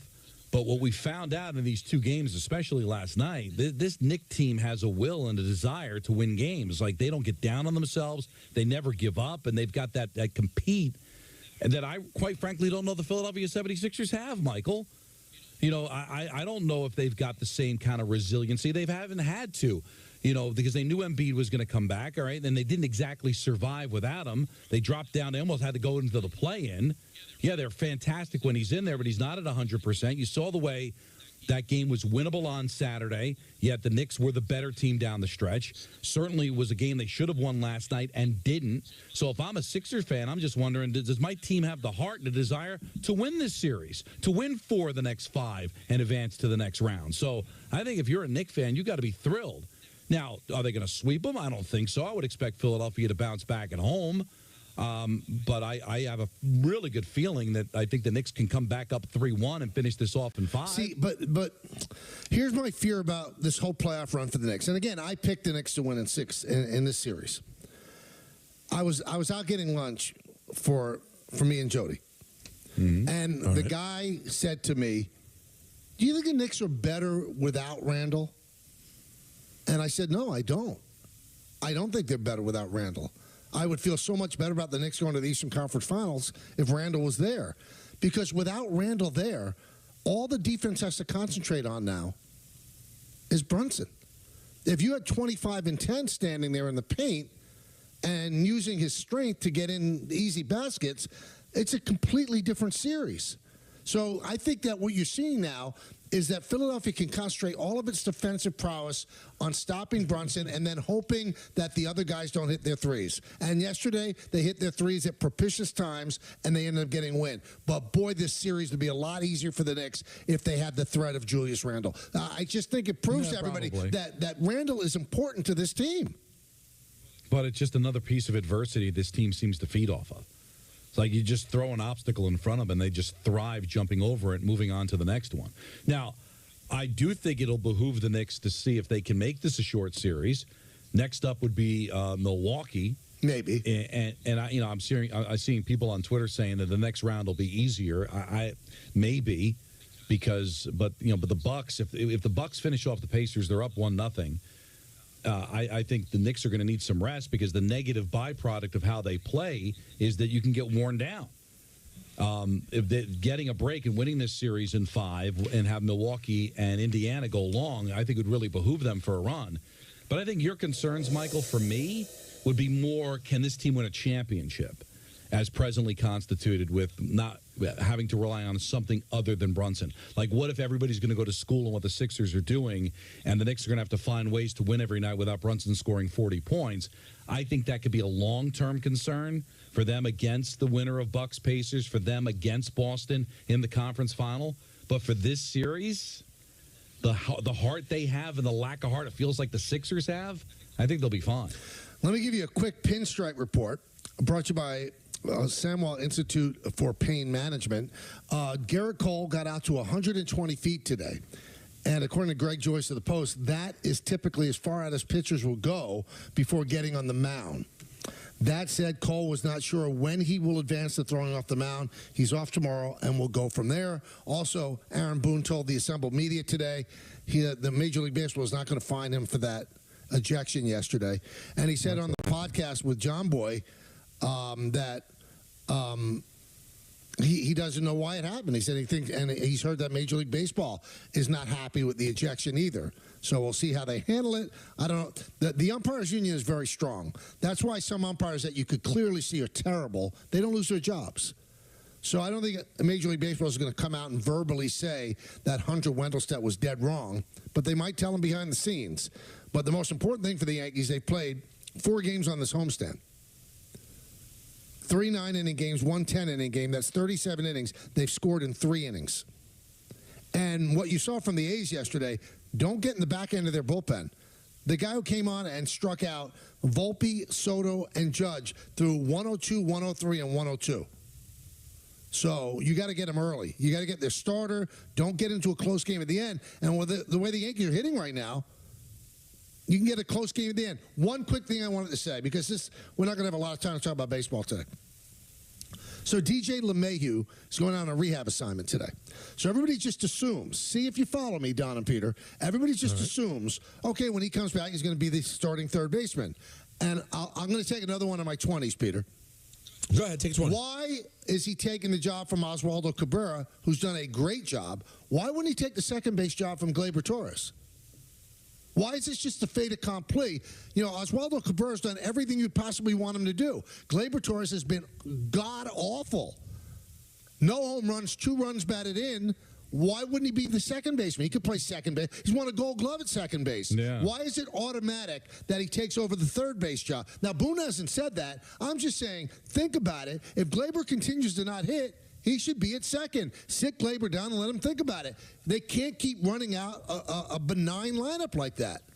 Well, why would anyone in their right mind not want to see more from Cabrera, who's 25 years old and playing great baseball when he plays? Well, because of the fact he's looked at as the guy that could play all over the place. Gleyber is also very young. I think he's 27 or 28. And he's going to be a free agent, so they think he's going to have a great year. But I think that's weighing on him now, and that's why he's doing so terribly. And you need offense. So I'm keeping Cabrera in, and I'm putting DJ LeMahieu at second. If the Yankees go to Milwaukee and DJ's ready and Gleyber's still hitting like 150, I'm sorry. Gleyber's taking a seat. Now, I don't know if the Yankees would have any appetite to trade him. If he was playing well, they wouldn't need to because they want to try to win this season. But if he's playing poorly, you get nothing for him.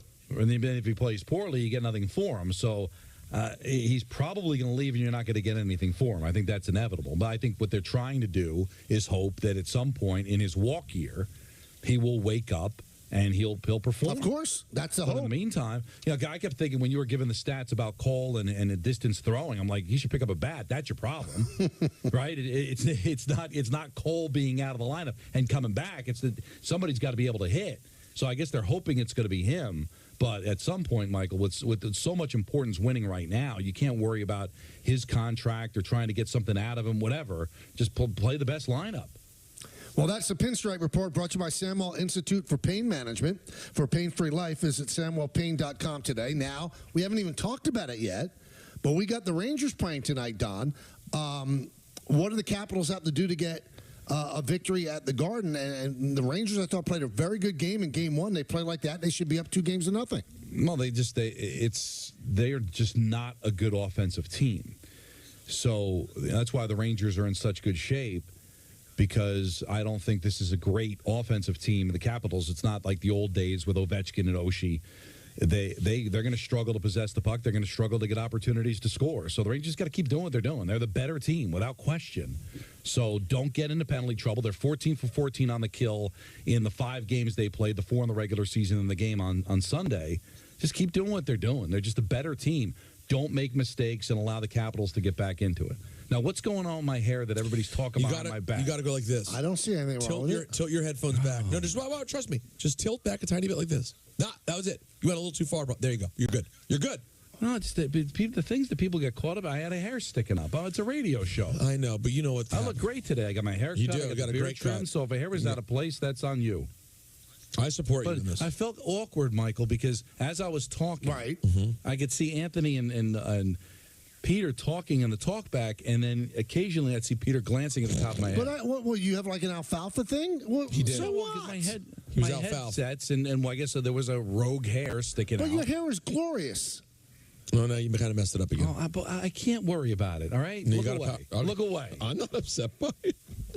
Now we're going to have Steve Valiquette on to break it down for us Valley. at 4:30. We love Valley. By the way, we've been trying to get Valley on and President Biden for the last 3 months, and it's been just as tough. So we finally got Valley today. We're still waiting on Biden. Yeah, we'll get him. You think we'll get Joe? Sure. Okay. Now, is that just because Biden knows he's got New York, so he doesn't have to come on? I don't know. Well, I don't understand why either would be that difficult. But Valley has been really tough. Well, he's in demand. I know. I guess so is Joe. Let's go to the phones. Let's have a go with Capri in the Bronx. Capri. Hello, how you doing? Great. How are you? Oh, no. Not what you want. What the F? Capri Sun is gone. Wow. Capri Pants. That's, you know what? That's the 7-year difference in our age. Let's go to Ryan in Virginia. Ryan. Hey, guys, how are you? Great. Good. You? Good. So I'd like to weigh in on the up for grabs discussion here, because I basically don't think you're arguing the same thing, and I know Peter kind of mentioned that. But, Peter, I started where you were on this, and what I was missing initially is what was up for grabs. So tell me if I'm wrong, but I think you're saying, or you're hearing, that the arena is up for grabs between the two fan bases, Sixers and Knicks in this case. And what I think Michael and Don are saying is that the arena is up for grabs between the home fans and essentially the stadium, right? Is they're going out of control, what's happening on court, on field, stadium's going wild. They've kind of taken it over, and that's where I think the disconnect is. You're correct, Ryan, and I have figured out that that's what they mean. It's just like hard for me to get there because you have a natural inclination to believe up for grabs would mean between two things that could actually be competing, not a theoretical thing that can't compete. Well, Karen Veenstra, the conscience of the show, said it best. Yeah, some would say. It's kind of like the daughter of the It's show. kind of like, up for grabs means chaos. Yeah, but then she lost me when she said, not all phrases are literal. I mean, you know that, Peter. Have a great show, break a leg. And I said, well, let's not compare Michael's up for grabs to break a leg. I think Karen was showing a little edge. She wants you to break your leg. Oh, my. Yeah. Here's Corrine in Manasquan. She wants to defend you, Peter. Thank you. Hey, what's up, guys? How you doing? Hi. So I've just been listening to this debate, and the more it's been explained, the more I'm on Peter's side. I feel like the only way that phrase makes sense in this scenario is if the stadium was filled half with Sixers fans and half with Knicks fans. No. Yeah, because that's what up for grabs would mean. Yeah, because then if it's up for grabs and the Knicks go ahead, the Knicks will get the stadium. If the Sixers go ahead, they get it. Otherwise, what's up for grabs? Well, how about this, It's full of Corrine? Knicks fans. How about this? Here's what's up for grabs. Law and order. They could go absolutely nuts. That's how I took it. That it's anarchy right now. The place is completely up for grabs. They're going nuts in the stadium. We don't know what direction it's going to go into. Now I get it. How is it up for grabs if they're already going crazy over the Knicks? Because they'll take over the facility, Maybe and they'll storm the court. The cops can't stop them. They'll storm the court. The place is up for grabs. They could take ownership of the Garden. Yeah, it's. I know, you guys are losing me. No, but listen, because you don't want to play.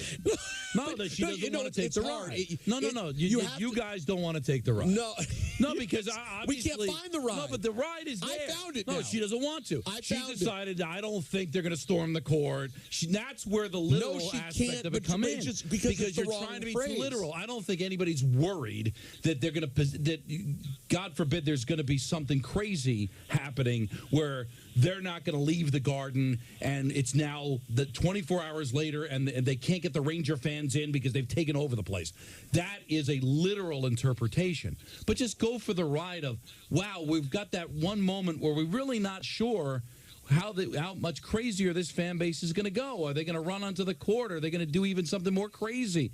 It's just a fun phrase, and you people have really just taken the absolute fun. All of a sudden, now you've taken a great moment and you made it algebra. But Don, it is you're right. Even in algebra, it's right, because one of the definitions in one of the top dictionaries in the world is up for grabs means in total chaos. When the market crashed, the whole office was up for grabs. All right, so there you go. I never found it. But I was talking about algebra and the fact that it's boring. It was a fun, exciting time, and now everybody wants to now break it down to where you've taken the fun out of it. I just didn't understand it. Neither did she, but now I understand a little better. You know what you've done, Peter? You've hijacked the show. I hope you're happy. You took a show where we should have been breaking down the Knicks and the Islanders, looking at them, and you turned it into an up for grabs show. I guess the show was up for grabs. I didn't mean to. I was just making one point. That I don't really like that phrase. That's all. You know what? Why don't you make a call right now, Peter, to BetterHelp? It's a great point.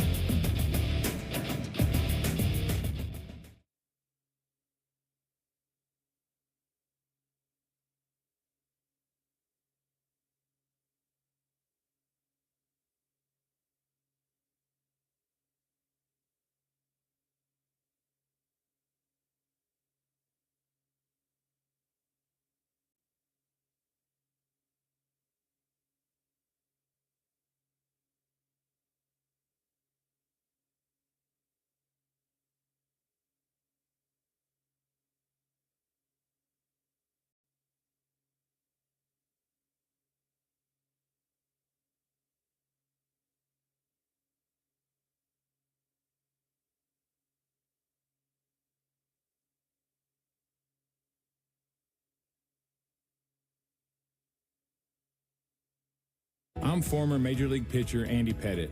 I teamed up with Tunnel to Towers after seeing their life-changing work with military and first responder families. Now we're expanding our mission to help veterans struggling with homelessness. We want to help them rebuild their lives not only by giving them a home, but by providing the services they need. Please join me in donating at t2t.org.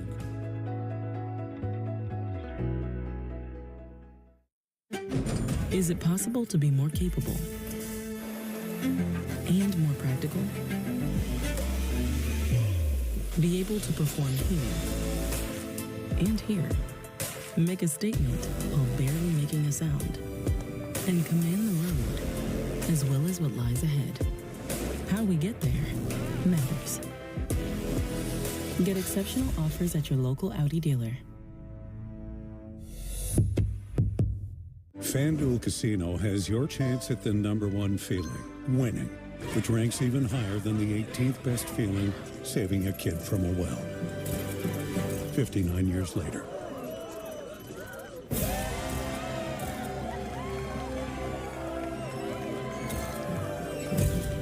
Find the #1 feeling winning on FanDuel Casino Reward Machine. Free to play every day with a chance at a $2,000 top prize.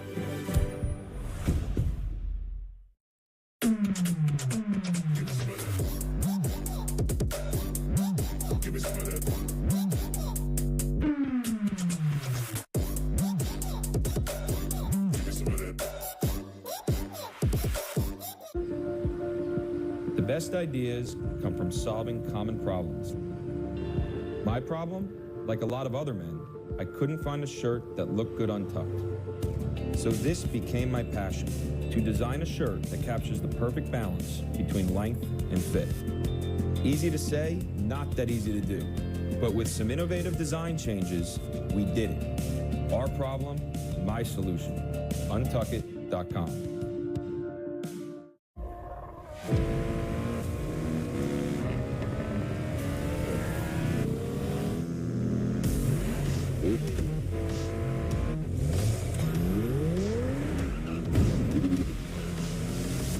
It's one fantastic ride. The turbocharged, tech-inspired Kia Forte. Best 2 out of 3? Lease a new 2024 Forte LXS for $189 a month. I know we only just met, but I can't imagine my life without you.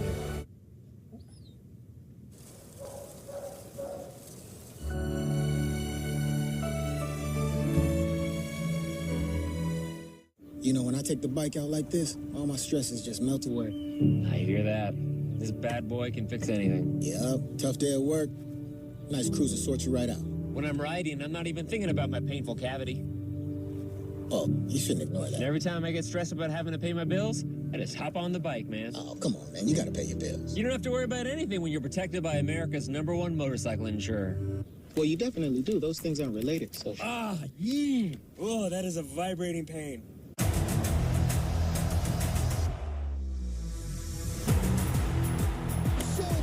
Does it again. We're dogs out here. There was barking in the dugout.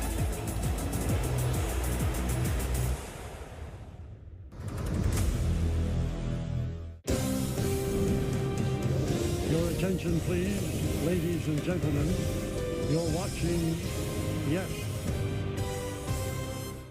Chris Sheeran back here for the Michael K. Show. The Yankees looking to bounce back tonight is brought to you by Montefiore Einstein, the official hospital of the New York Yankees. Marcus Stroman will try to follow Carlos Rodon's sparkling start yesterday. Yankees starting pitching continues to be one of the top rotations in baseball when it comes to ERA, and that is without ace Garrett Cole.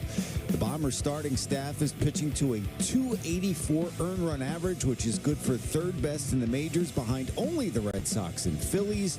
The A's starters, by the way, are currently 26th with a 4.77. Does the Yankees offense take advantage of Oakland's arms tonight?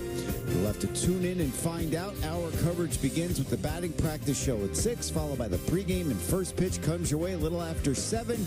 It's the Yankees and the A's. Coverage starting at 6 with BPTV right here on Yes, and streaming, of course, on the Yes app.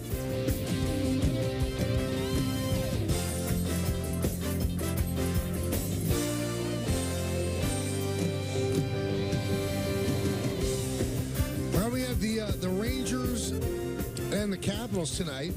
The coverage starts right after our show on 98.7 ESPN. And then the play-by-play will be at 7.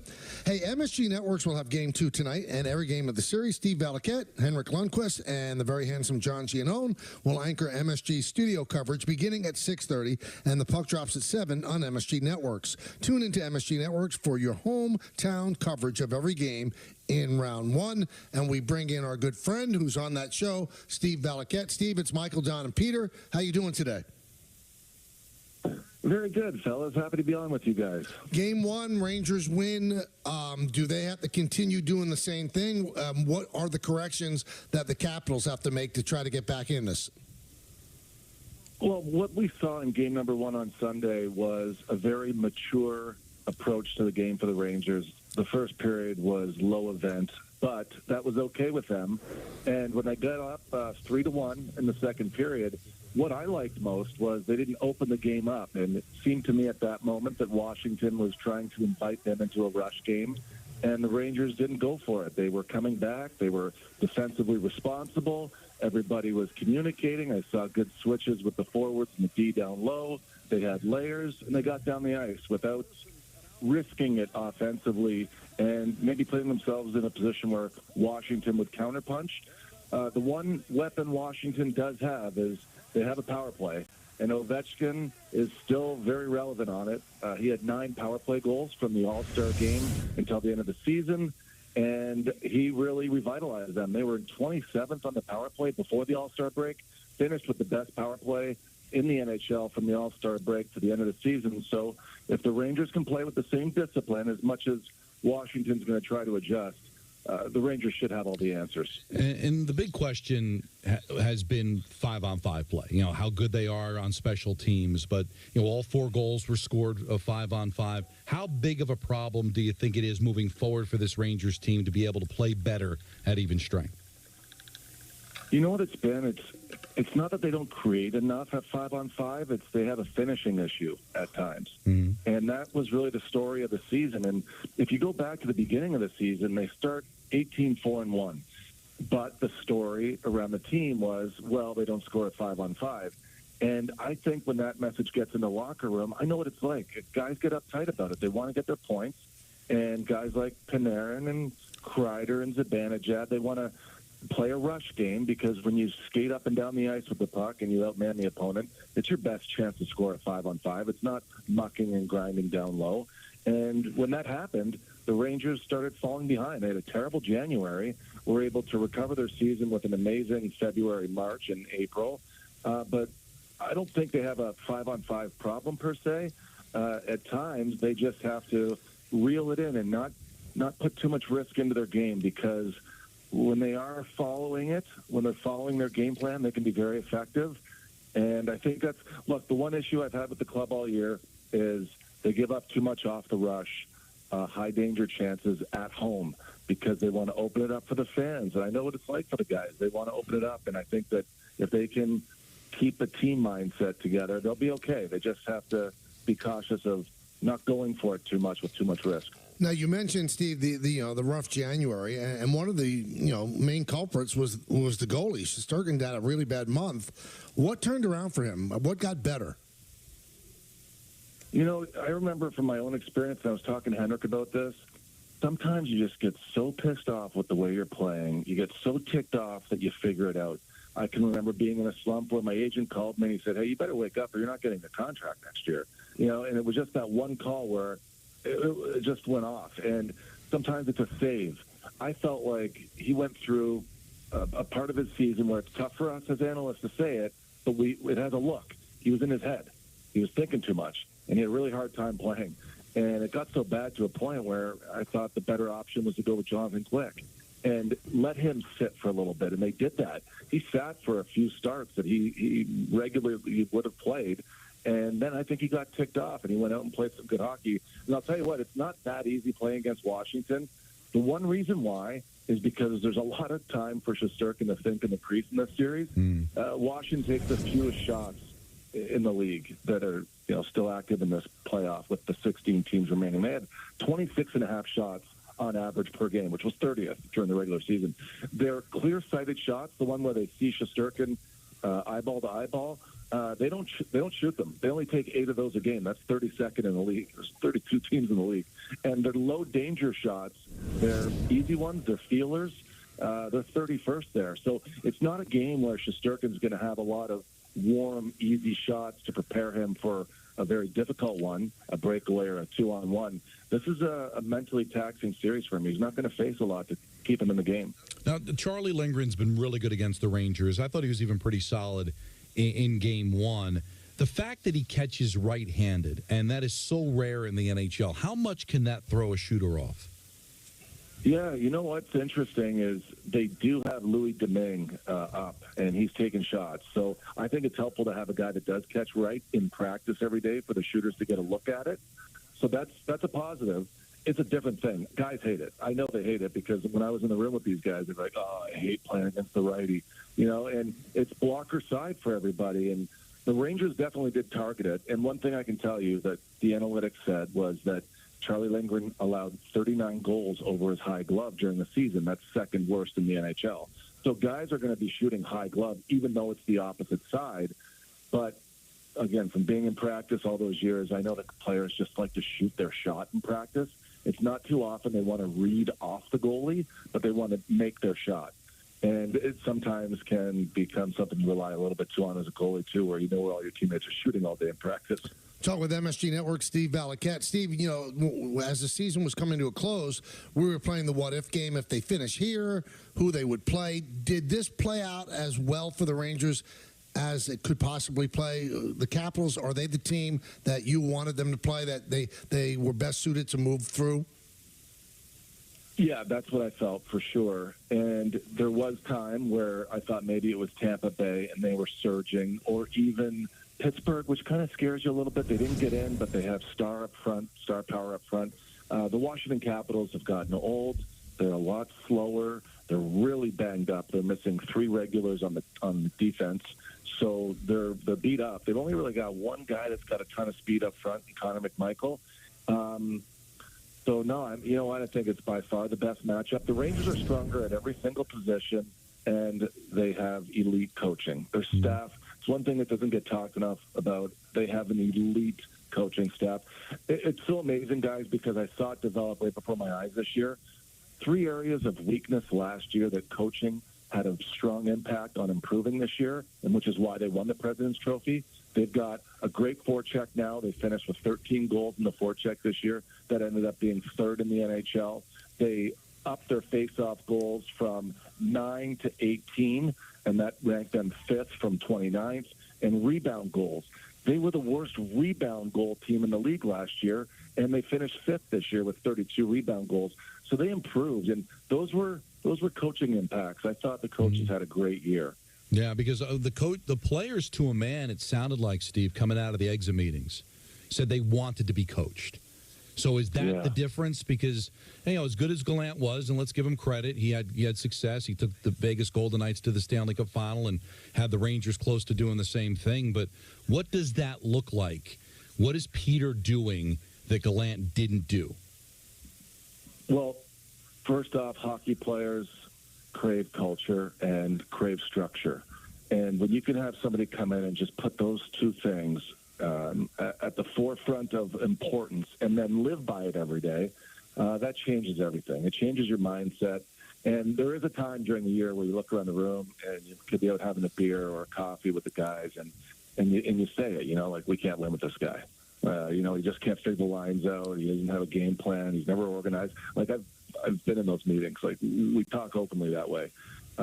This is an elite coaching staff because of how prepared they are, how hard they work the players in the practices, the structure they play with, the game planning. The other night was a really good example where Panarin got double shifted. The Rangers scored on the next shift with Rempe, and I'm glad Rempe was in. I've always said the 2 most physical games in a series are games 1 and 3, and it was great to see him in there. And this guy's taken the city by storm.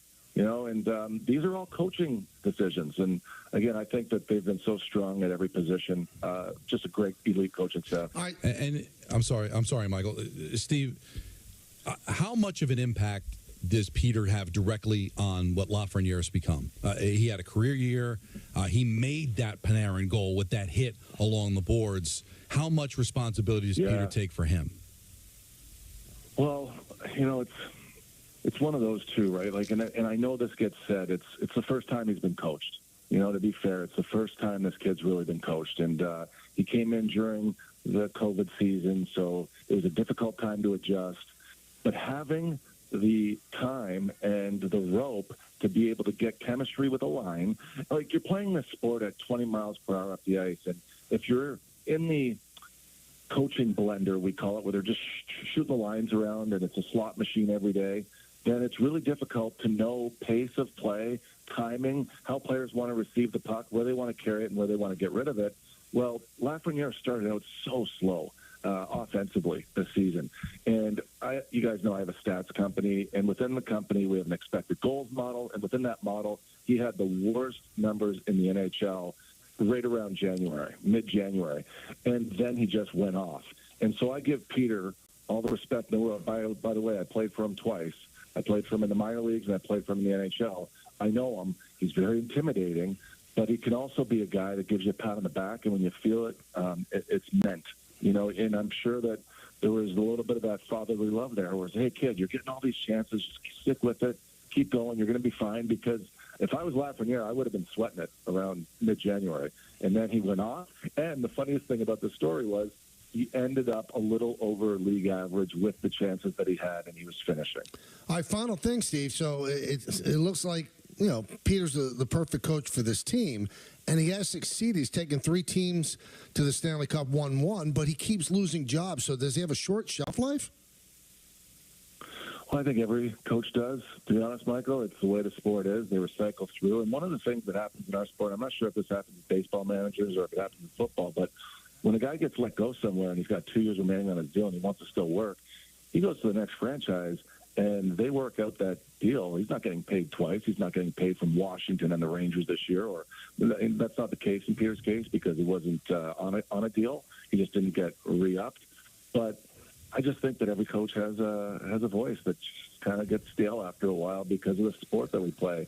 I mean, we're playing football on ice, and you need a motivator in there every night, and it's not a 16-game season. We're playing 82, and guys get sick of meetings and sick of hearing the same message. And after it doesn't work for a couple of years, it's human nature for guys just to turn off and stop listening. And I think that's always the case in hockey. Very few times do you see somebody at the end of a long coaching tenure win. They win early. John Cooper is somebody that comes to mind in Tampa Bay. But is Tampa Bay getting closer to winning, or will they make a coaching change too soon? We'll see. Please give Giannone a big kiss for me. He knows how I feel about him. Oh, my God. He's on fire right now. You should see him. He's been hysterical. He is ranting and raving. It's been awesome. That's the John I know from Fordham. Absolutely. Steve will be tuning in. Hey, thank you very much, guys. Have a great show. You got it. So MSG Networks will have game 2 tonight. And every game of the series and the pregame coverage starts at 6:30 with Balaquette, Giannone, and Lundqvist. 1-800-919-3776. We'll get back to your phone calls, but Peter has to tell you about FanDuel.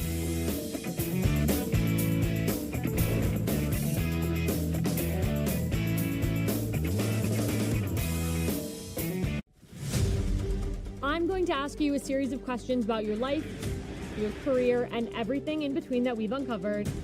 They're all centered on numbers. Some of the numbers might be familiar to you, but they all add up to tell your story. So, Nick, are you ready? I'm ready, dude. You're ready. I'm ready. I was able to have my father's number within mine. Is it true you signed over a pasta meal cooked by your grandmother, Jenny? Joe came over to my grandma's house, and we signed a contract, and we had pasta that day, and I literally had completely forgot about that. That's pretty cool. I'm so grateful that it happened the way it happened. This is how you need to go out, leave it all out there. It was perfect. What do you want fans to think about when they see the number 23? I wanted to be somebody different on the field, the window into how I feel about playing out there. How do you know all this? What was going through my head was soak this in. The story of my number, presented by the New York Lottery. Growing up, I always wanted to do so many things. I wanted to be a vet. I wanted to be an actor. When I was really little, I don't know why, but I wanted to be a pastor. When I was like a small child. I wanted to be a celebrity, like by any means necessary. This is Spike Drop Vegas Heist. These players are playing for a lot of money today. I'm only here for a 2-peat. I don't really care about any other place. My dad is a gamer. My dad. My brother. My grandmother. My dad's a big gamer, still is. People will either like me or they will hate me, and I think that's fine. I'm okay with that. I can't even comprehend what is going on, but I like it. New season, new reasons to say yes. This is star power. Wow. Cole dials it up. What a home run for Soto. Aaron Judge crushes one.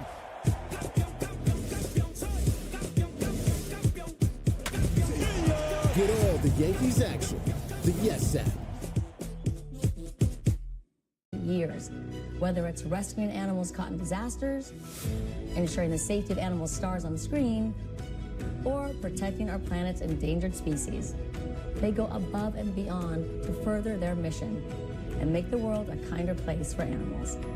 Please consider adopting a shelter pet and support American Humane. You can learn more at AmericanHumane.org. Hey, so I found a betting system that's really working great for me. So did I. What's yours? I set up an hour-a-week time limit on FanDuel. I can also set up wager limits, so I only bet what I can afford, and betting stays fun. Right. So what's your system? What's that? Your system. What's your system?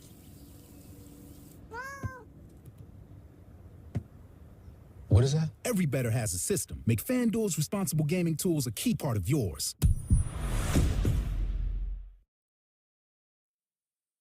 When I hit 80, I needed help around the home. A friend of mine told me to call Freedom Care, and they'll pay my granddaughter to take care of me. Funded by Medicaid, Freedom Care allows people to choose who provides their care, and the caregiver gets paid instantly after their shift. Life is sweeter with her around. Nana gave me so much joy as a child. Now it's my turn to return the love. Call now to find out benefits and pay, and how fast you can get started. If there's one thing we like, it's choices. Find yours with Ford F-150. Gas, hybrid, or all electric. Whether it's towing, powering up, or getting from 0 to 60 in 3.8 seconds, what you choose to do with that much power is up to you. Tough this smart can only be called F-150. Right now, get a Ford F-150 with 1.9% financing for 72 months, only at your local Ford stores.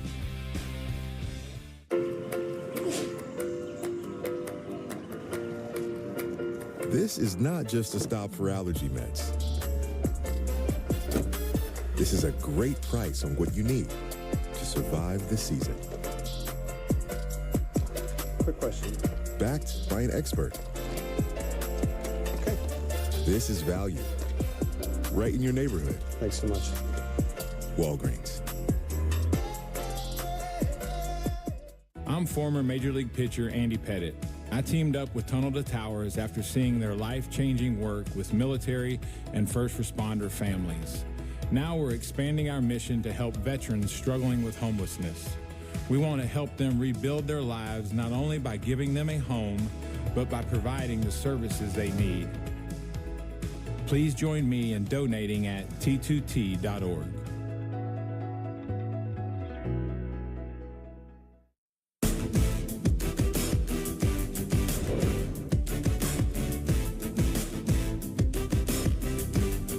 Let's go to Steve in Long Island. Stevie. Hey, guys. What's up? Good show. Thanks, man. I enjoyed the interview with Valley. He always gives some good insight into especially the analytical stuff. So I got a question for Don.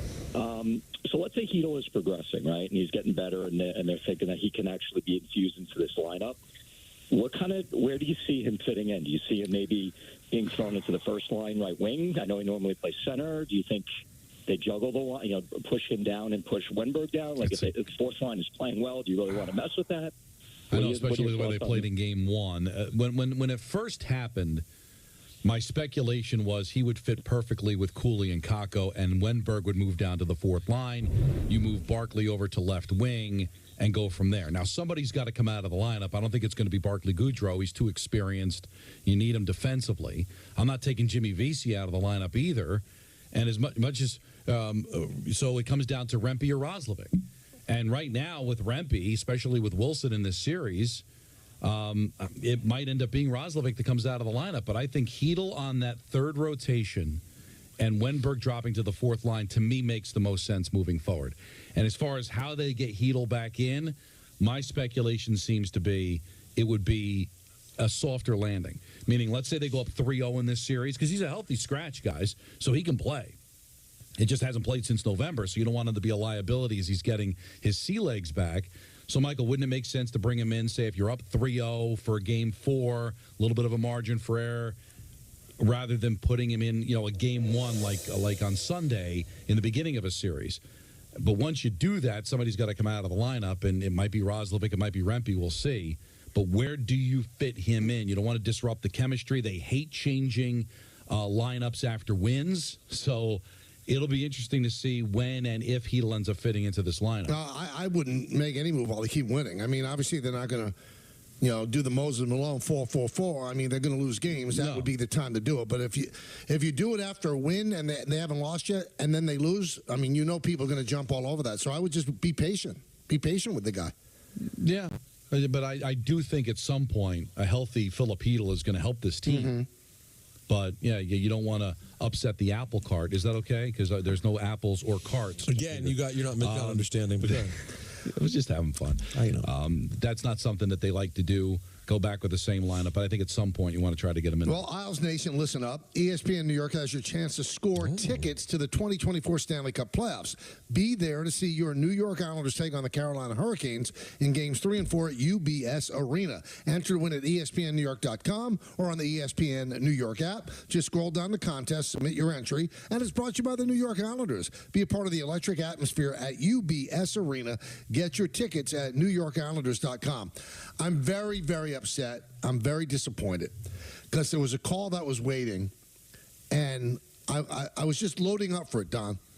But I was trying to pick it at the right time because we just got off of Valaquette, so I saw a Ranger call. Let's go to the Rangers, keep that going, and then I was going to take this call, and he dropped off. The guy's name was Vinny from Connecticut. What was it? The guy wanted to say they should be benching Aaron Judge too.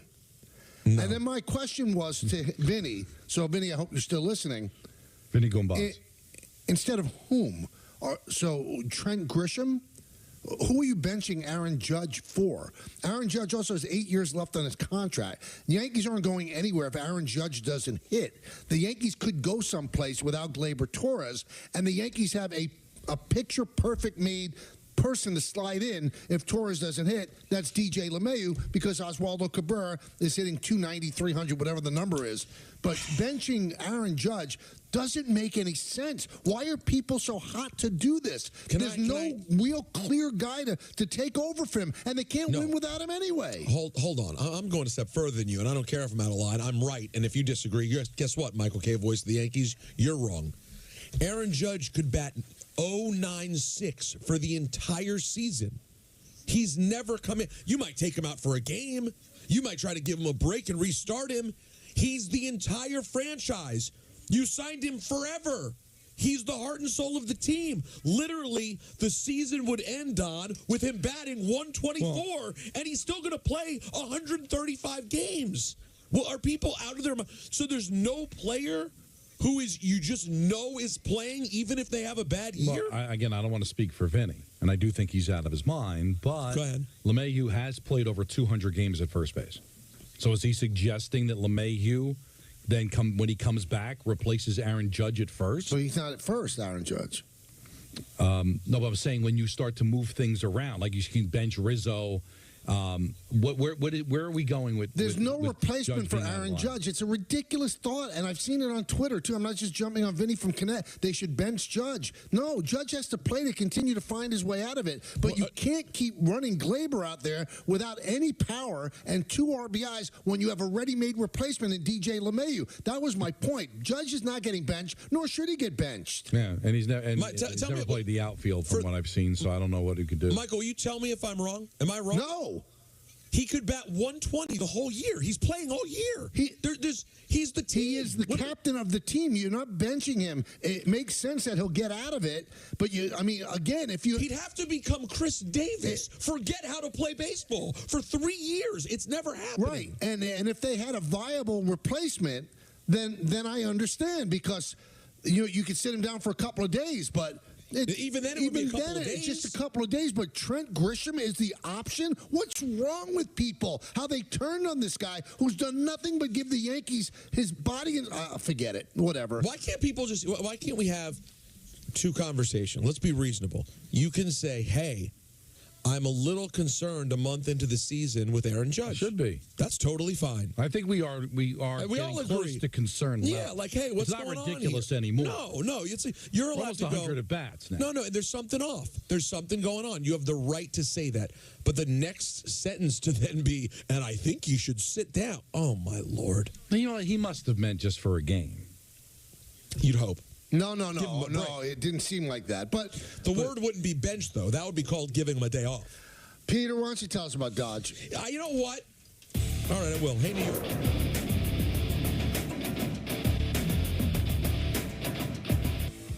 The Michael K. Show on Yes is brought to you in part by Bigelow Tea, who encourages you to grab a mug and tea proudly. It's amazing to think that my grandmother started Bigelow Tea right here in New York. And today, we're still a family company. And you have to remember, tea, that's all we do. So every cup counts. That means never compromising. My family won't let that happen. And our extended family, they give their all every single day. And our community, well, they expect that. I want a cup of Bigelow Tea to be a moment just for you. That's what I hope for. Right now, you can get any large pizza for just $12 from Pizza Hut. Any pizza, any crust, $12. That means meat lovers, supreme, or create your own with any toppings, just $12. This deal won't last long, so order any way you want now. Is it possible to be more capable and more practical? Be able to perform here and here. Make a statement while barely making a sound. And command the road, as well as what lies ahead. How we get there matters. Get exceptional offers at your local Audi dealer. The final stone of the championship. At Bet365, we don't do ordinary. Well, Roger, this is looking good. We believe every moment in sports should be epic.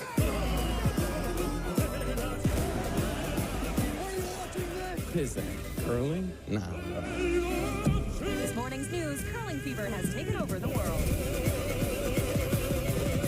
So whatever the sport, whatever the moment, it's never ordinary at Bet365. Wounded Warrior Project has been with me every step of my journey. Aaron, how you doing, With experiences that help me realize that I'm not alone. And specialized programs that give me the tools to train my body and mind. Now, it's possible for me to get back out there. To get out of my comfort zone and try new things. To build and be part of a community that supports other warriors. It's possible to get the help I need for me and my family.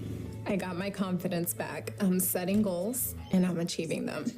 It's possible to feel understood, whether it's day one or 20 years down the road, they've got your back. And as each warrior's needs evolve, Wounded Warrior Project is adapting to meet them. Because when we pull together, it's possible to go further than you ever imagined.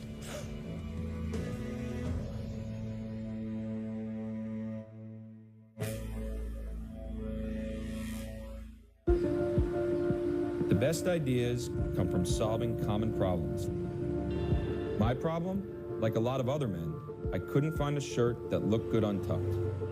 So this became my passion, to design a shirt that captures the perfect balance between length and fit. Easy to say, not that easy to do. But with some innovative design changes, we did it. Our problem, my solution. Untuckit.com.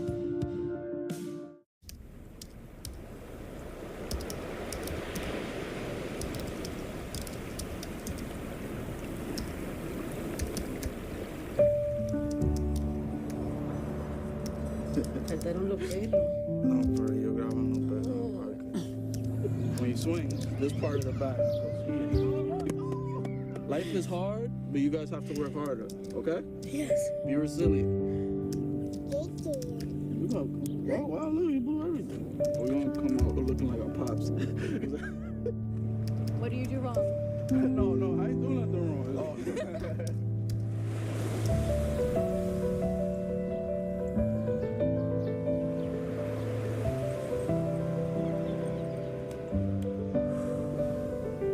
My name is O'Neal Trinidad, and I want to live.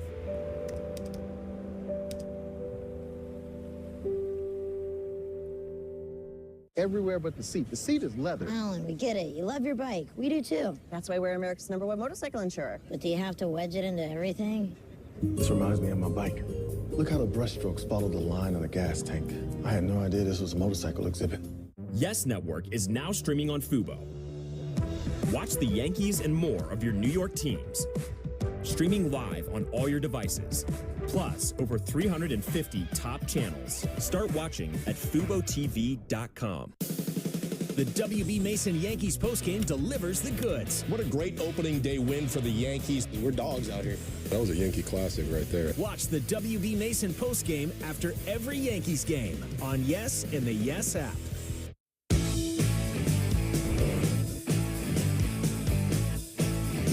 it's unusual when you look at a team like the Sixers, who, with Embiid, if he had played the entire season, he might have won another MVP. He might have won the scoring title, and they might have been the second seed behind the Celtics. Maybe they would have beaten out the Celtics. I doubt it, but they would have had a chance.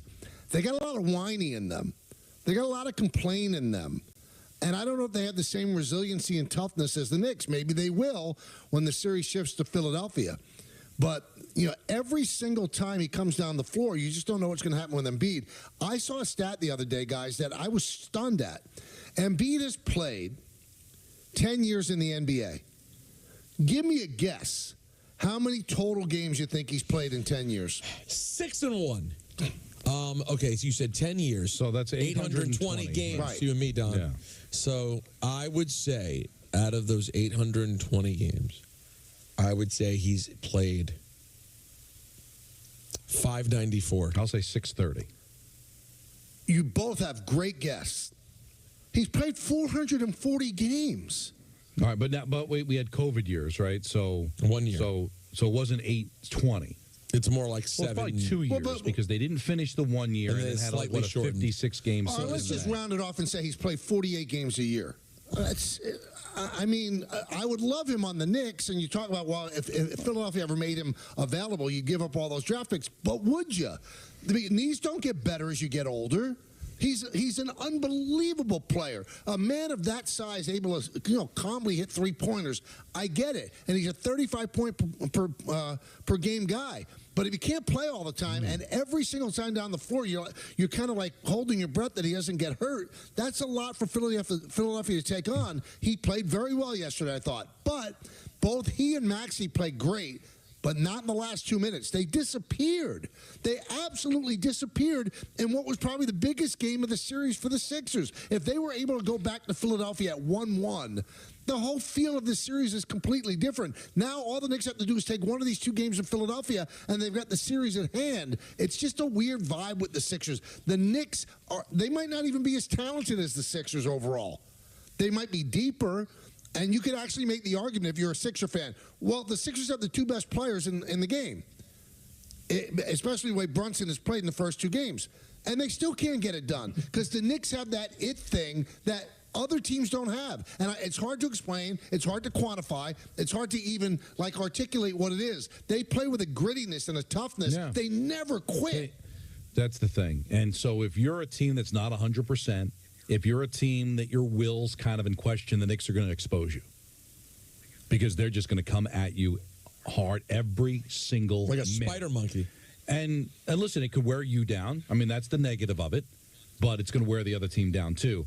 That's why I think it's so imperative, Michael, if they are going to win this series, win it quickly, and then just hope Milwaukee and Indiana just beat each other up for 7 games. Tell me that's not going to be a distinct advantage in the second round? Of course it's going to be. And let's also not forget, the Knicks had 6 days off while the Sixers had to play a play-in game. So little things that I think are really working to the Knicks' advantage here.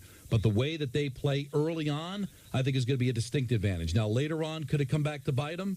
When you've gone up against load management teams, they're going to be a little bit more well-rested to finish their series off quickly. I'm sure the Celtics aren't going to play very many games going into the conference final based on the matchups they're going to have. So if the Knicks, I would say this, if they could win on Thursday, sweep them. Don't even mess around. End it as quickly as you can. Now, maybe you won't have that luxury if you lose on Thursday because then it could become a series again because now you're staring at the possibility of having to come back to New York 2-2. But if you're going to win this series, if you have the ability to, they could use the rest. I don't want to jinx it, but I'm sort of feeling the Knicks get out and steal this next one. See, I wish I felt like that. And I don't want to be jumped by Knicks fans, but what the heck? I've got to tell you what I feel. I think the Sixers have a good chance to win these next 2 games, especially if you continue to stop Brunson. See, I'm thinking about more of the quotes I'm seeing coming out of Embiid saying, this game was more brutal loss than 2019. But he also said we're the better team and we're going to win this series. But yeah, well, you got to say that afterwards, right? But I feel like their heart may have been taken a little bit by losing that game. I mean, people are celebrating with a minute left, ready to head home. Oh, we got our split. Let's go down the turnpike. And then all of a sudden you lost it again. You're in the hole so big. I don't know. Listen, if you're the Knicks and you can come out and take their heart early in the next game, you will take that crowd out. You will take that team out. But they haven't done that in the first two that games. series in the face. They've fallen behind in the first two games at home. So now it's going to be on the road. Well, I understand that, but they're aware of that. I mean, they don't give these jobs to chimps. This team knows what they're doing. But the other thing, too, is in normal circumstances, a team maybe figures, all right, listen, you pump your chest out, you start reading your press clippings, you're up 2-0, and maybe you're not completely engaged in Game 3 and you let them back in the series. This Knicks team may lose. They're not going to go undefeated in the playoffs, but this team's not going to let down their guard. They're not going to go in feeling like they've accomplished something. They're going to go in with the same mental attitude in Philly that they had in the two games in New York. Man, we'll see where it goes. I do think Philadelphia's going to be heard from because I do think they're a really good team. And a break here, a break there, guys, they could be up 2-0. Certainly even in the series. I'm sure they could be thinking about that, and they'll have the home court and all that it's going to play into their hands. But, obviously they're not coming back from 3-0 down. So the series is Thursday. Let's see if we're going to have a series or not. Now, we told you Mike Breen's call was amazing. Yes. It was. I mean, that's what a Hall of Famer does in a big moment. They take the moment and they run with it, and he was great. A rare double bang, which I think that was in a Cher song. Bang, bang, you're dead. I forget what song it is, but we should actually find that. That's a great song, by the way. It is, right? Yeah. What's the name of the song? Nancy Sinatra covered it, too. Man, yeah, I feel like that's the version I can remember hearing. Yeah. Well, let's dig it up. Sonny and Cher did it, and then Nancy Sinatra made it a hit. Oh, it was a Nancy Sinatra hit, not a... Oh, Yeah. okay. But I've got to give a lot of credit to Pat O'Keefe, who did the call on 98.7. And there's also a video of the booth of Pat O'Keefe and Monica McNutt, of Peter, of Donica Lynott. Yeah. And just her facial expressions. And by the way, for other analysts in sports, I'm not going to name names, why don't you see how Monica McNutt didn't step on Pat O'Keefe during the whole thing? But just her facial expressions, how she's living and dying with each moment. If you haven't seen it on social media.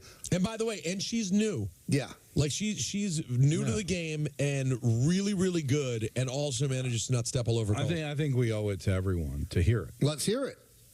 Inbound is knocked away by Maxey. Gets the ball back, falls to the floor, stolen by Hart. DiVincenzo three-pointer, no good. Hartenstein, the offensive rebound. He kicks it out to Anunoby. DiVincenzo again. Knicks lead. 13 seconds to go. Timeout, Philadelphia. Now, for those that are not in the business, and I haven't done radio play-by-play in a long time, but I do it for baseball, which is slow-moving. He had every pass in there without missing a beat. You know how fast that is and how it's happening? I mean, just watch. As you were watching last night on MSG, you couldn't keep up with what was going on, and Pat was on every pass on. He did a great job. I'll tell you, because that moment is probably as close as you're going to get in a basketball game to a hockey call. Yeah. Because the ball's all over the place. Possession is in a fraction of a second. And what I was impressed with both Pat and Mike is that it would have been so easy to bypass Hartenstein to Anunoby back to DiVincenzo because it was really quick. Yep. Like, Hartenstein makes the rebound. You got to mention that because possession's important. Kicks it out to OG, who immediately sends it out to DiVincenzo. So it would be easy just to bypass that call, just out to DiVincenzo to identify OG in that quick amount of time and to be able to set up the call. Really incredible stuff. I was so proud of Pat because, listen, Pat was kind of thrown into this because of what happened with Ed, and Ed wasn't able to go.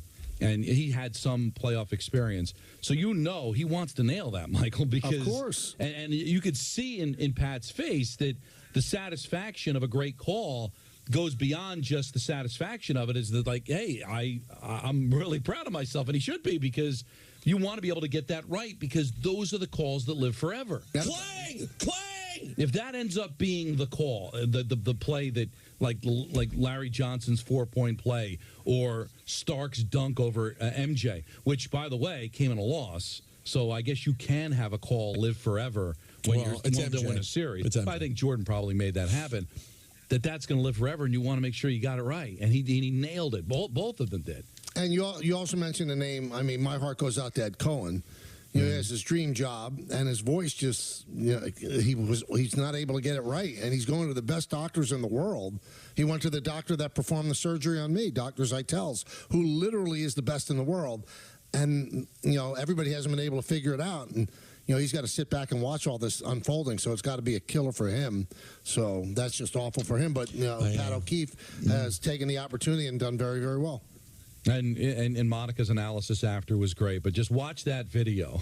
It is just, she is so into it. It is just really cool. Also, RC, let's give him some love. He mentions that Love Shack has a bang bang as well. Yeah, that's true. Bang, bang, bang on the drum. But do they have that's a triple bang then?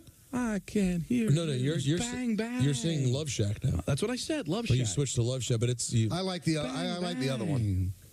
On the door, baby. Is Love Shack good or horrible? It's horrible. It's horrible, right? No, it's 90s slime. But I do, but I do respect the B-52s. Is there something else? Is there a good Rock Lobster's very good. Don't know it.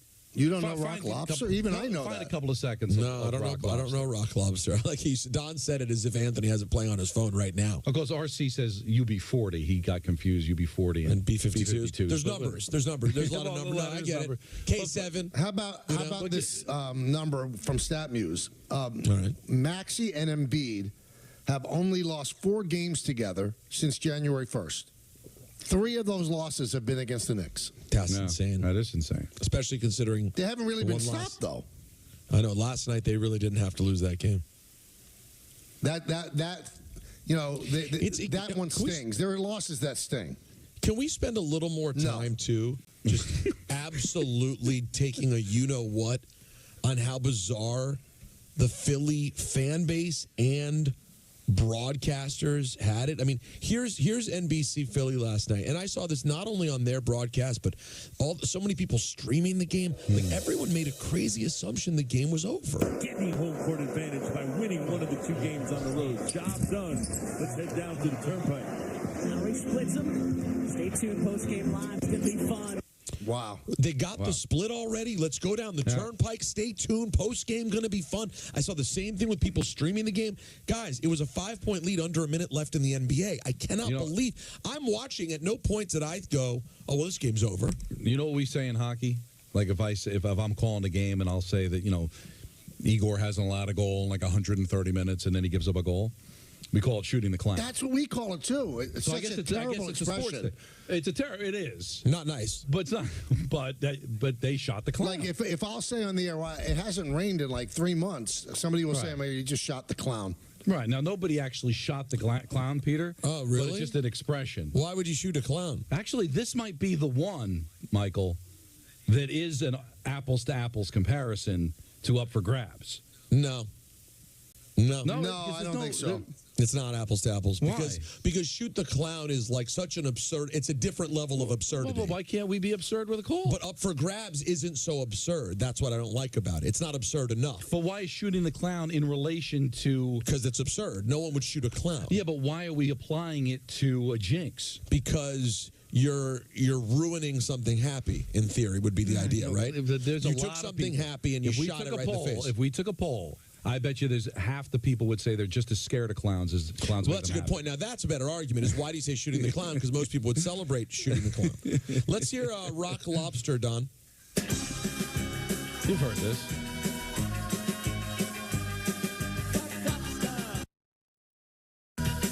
Much different vibe, right?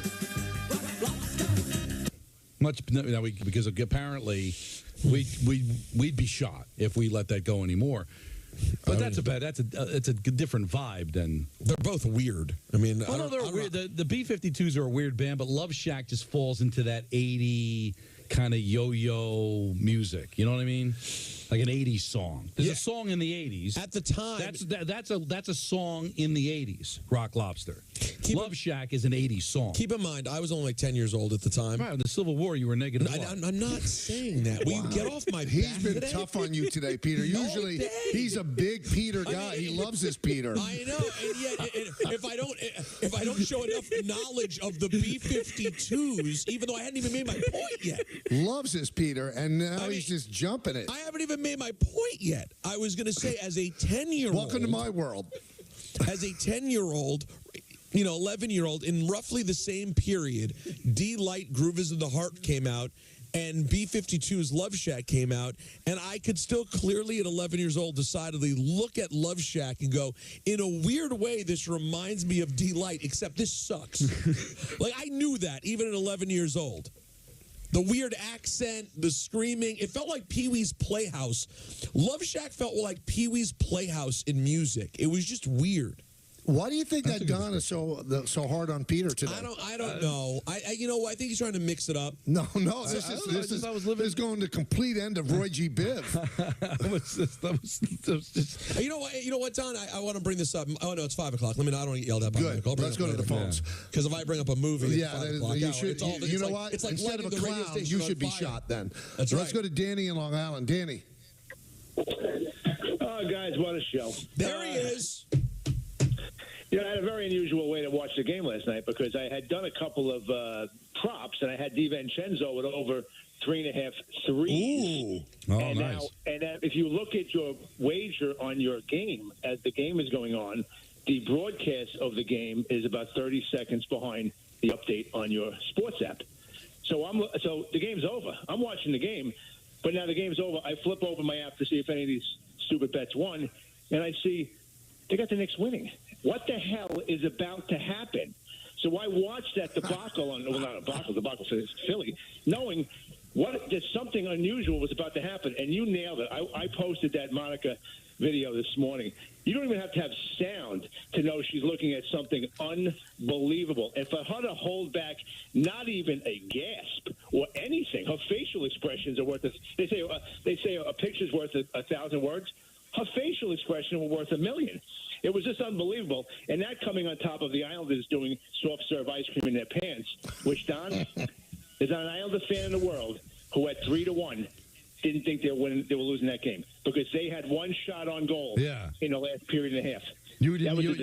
If they had won that game, you would have been surprised, right? I would have been shocked. Yeah. I'm shocked that the winning goal came 9 seconds later.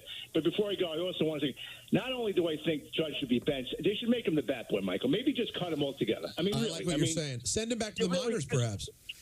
No, just cut him. Just cut his ass. That's all I would say. Cut his fat ass. Wow. People just As have Don no once clue. said. He's Evan Neal. Judge is now right now Evan Neal is what you're saying. That's it's right. amazing. He slack or anything. He almost broke. He's the best home run hitter of our era, and you got to cut him after a month because he's having. You really do wonder about the mindset of fans now. I know people are going to say, no, fans is short for fanatic. It's not short for moron.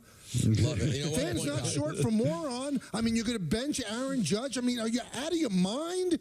The only way Aaron Judge sits down is just to piggyback on what Peter said is if he's hurt. You know what makes me a fanatic?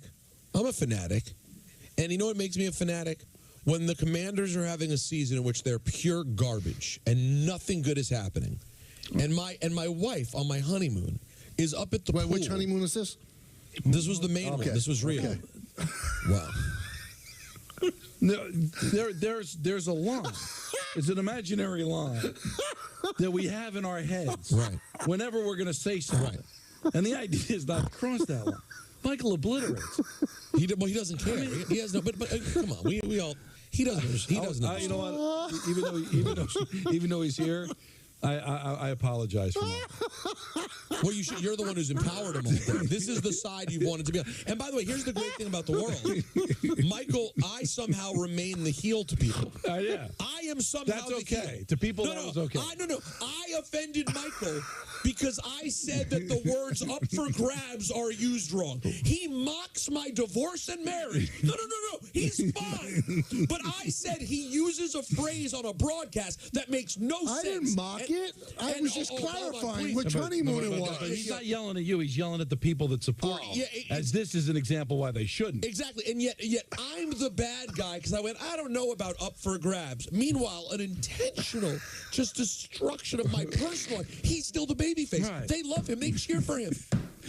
Anyways, as I was saying, being a fanatic is taking time out of your honeymoon to watch your horrible team on a computer in your room. That's being a fanatic.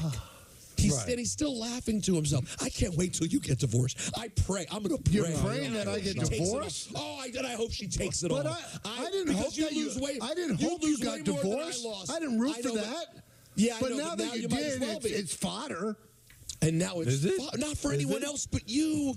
Is it fodder? I think it is. Phil, where are you? I need a Mushnick article of this weekend. What a bad guy.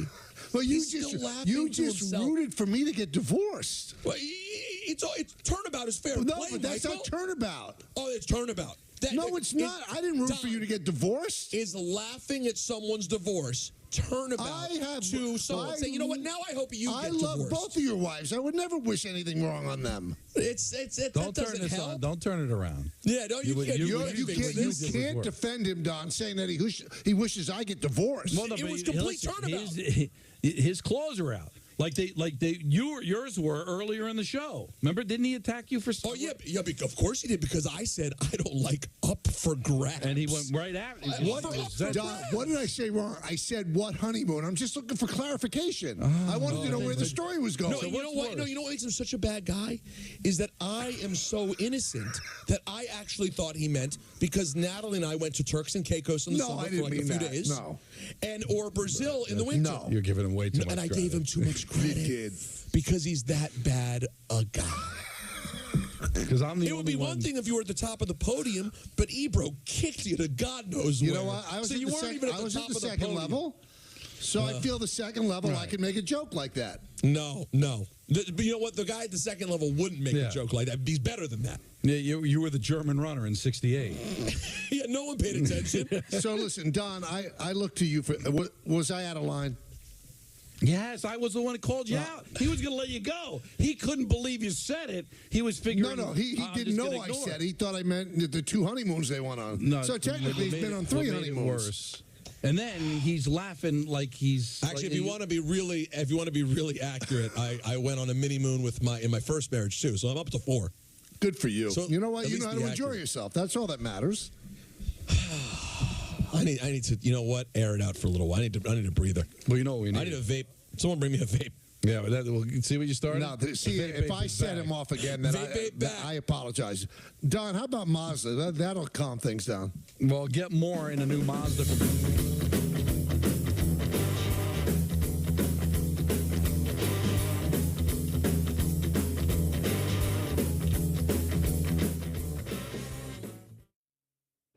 This program is brought to you in part by the New York Lottery. Get out there and play. Please play responsibly. Must be 18 or over.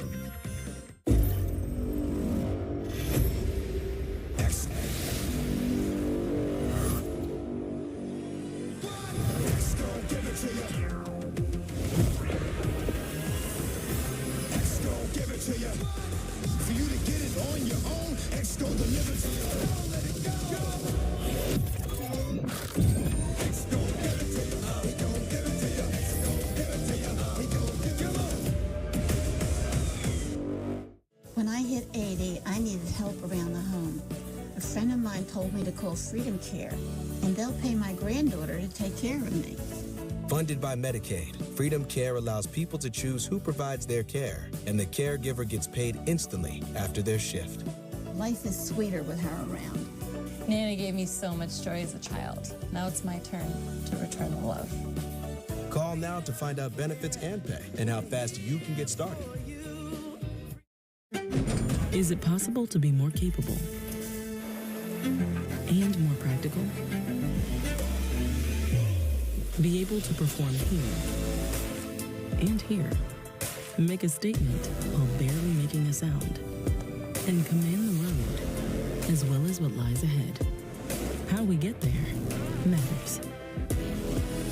Get exceptional offers at your local Audi dealer.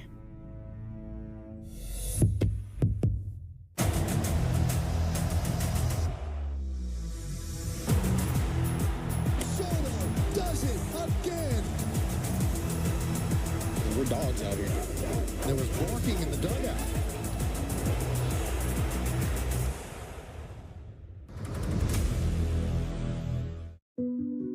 My dad, he's a double amputee, and he's one of my favorite people in the world. To me, a hero is someone who fights for our country and freedom. My dad is a hero. Homes for Our Troops built this house, and it's basically made for him. My dad can get through the wide doorways. When he is making our lunch, he can reach anything we need. He'll help me build tiny projects. Life is good here. Without Homes for Our Troops, we'd be living in a home that didn't have all these features that helped him. Homes for Our Troops builds and donates specially adapted custom homes nationwide for severely injured post-9/11 veterans and enables them to rebuild their lives. If they get a new house like this one, it'll help them do normal life. My dad's not just a hero, he's my hero. Join our mission at hfotusa.org. This week only, large 2-topping pizzas at Domino's are just $6.99 each when you carry out, like melty pepperoni and green peppers, or ham and tangy pineapple. The combinations are pretty endless. Act fast and get your favorite large 2-topping pizza for just $6.99 each this week only at Domino's. FanDuel Casino has your chance at the #1 feeling, winning. Winning ranks higher than any other feeling, higher than number 30. Saying, I told you so. Told you so. Higher than number 89, the feeling of catching your car keys with one hand. And number 78, thinking it's Friday when it's really Saturday. New players get 200 chances at winning with their first deposit on FanDuel Casino. This is the GMC Sierra, powered by the TurboMax engine, with the confidence of 430 pound-feet of best-in-class standard torque. GMC Sierra, it's the truck. Current eligible GMC lessees can get this low-mileage lease on this 2024 Sierra Elevation for around $399 per month. We are professional-grade GMC. The only thing on the road faster than a race car are rising car repair costs. They're up almost 20% in the past year alone. But with Endurance, you'll never pay for covered car repairs again. Right now, you can get $300 off any plan, plus a year of elite benefits, a $2,000 value free. All backed by a 30-day money-back guarantee. Call 1-855-789-6808 for a free quote. 4 delicious pieces of chocolate. 3 crisp wafers. 2 layers of sweet Kit Kat filling. 1 incredible break. Have a break. Have a Kit Kat. Now served up in birthday cake. Visit linkedbylovetv.org to learn more about kidney disease, transplantation, and prevention. Get the facts, get checked, and get healthy.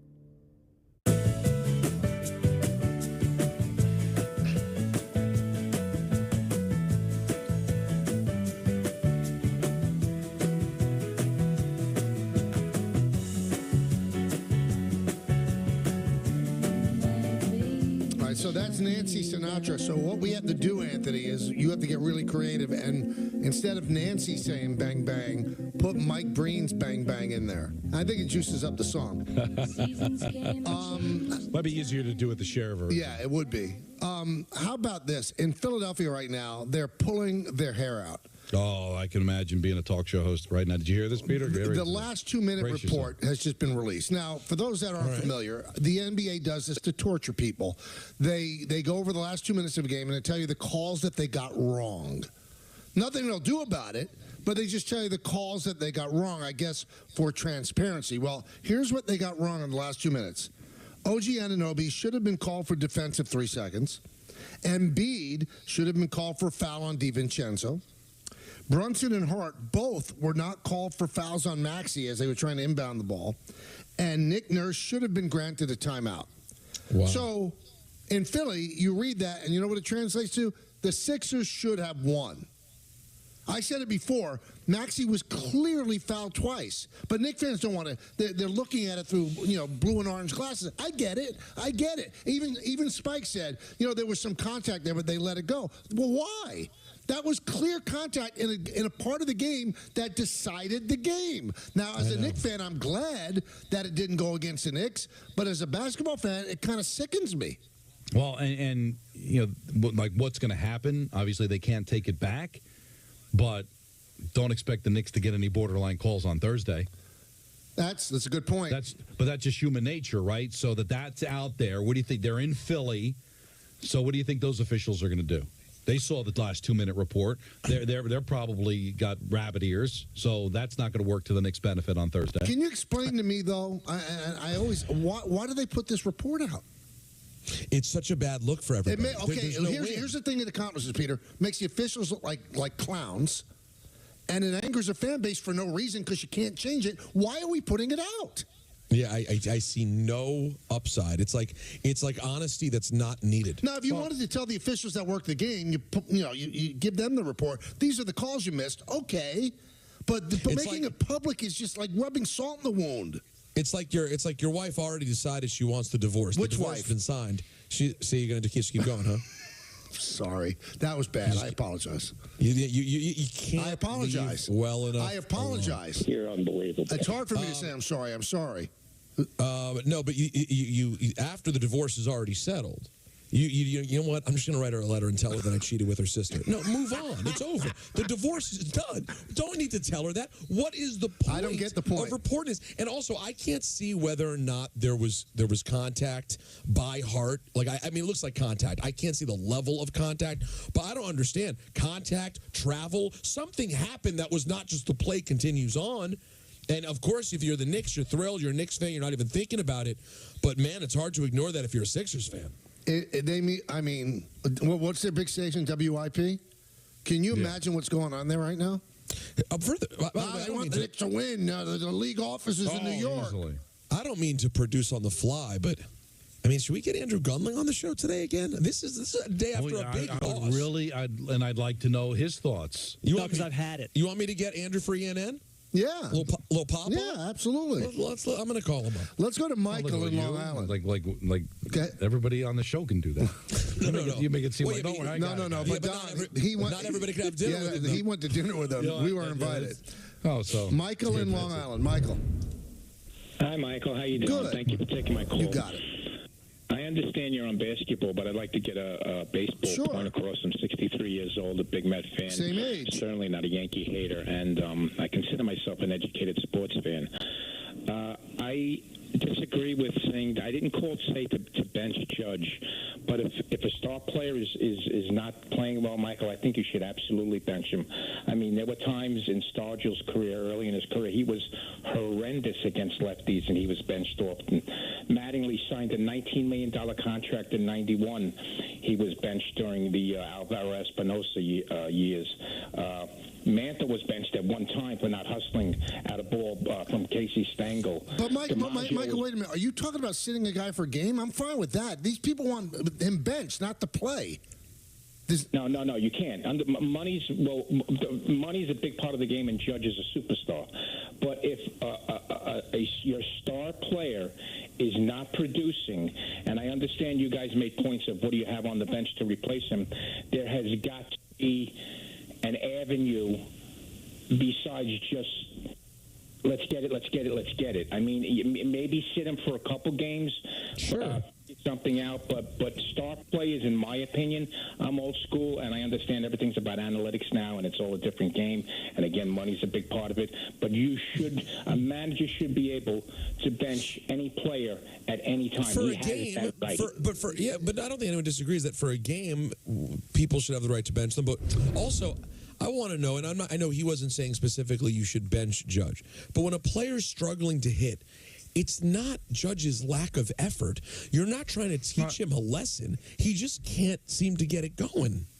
So what are you and hoping to do? And that's the way they would eventually paint it, Michael, if they gave him Just give him a rest. couple of days off. We think he needs a little bit of a rest here. Or a reset, they'd call it. Because you don't want to have controversy swirling around your star player.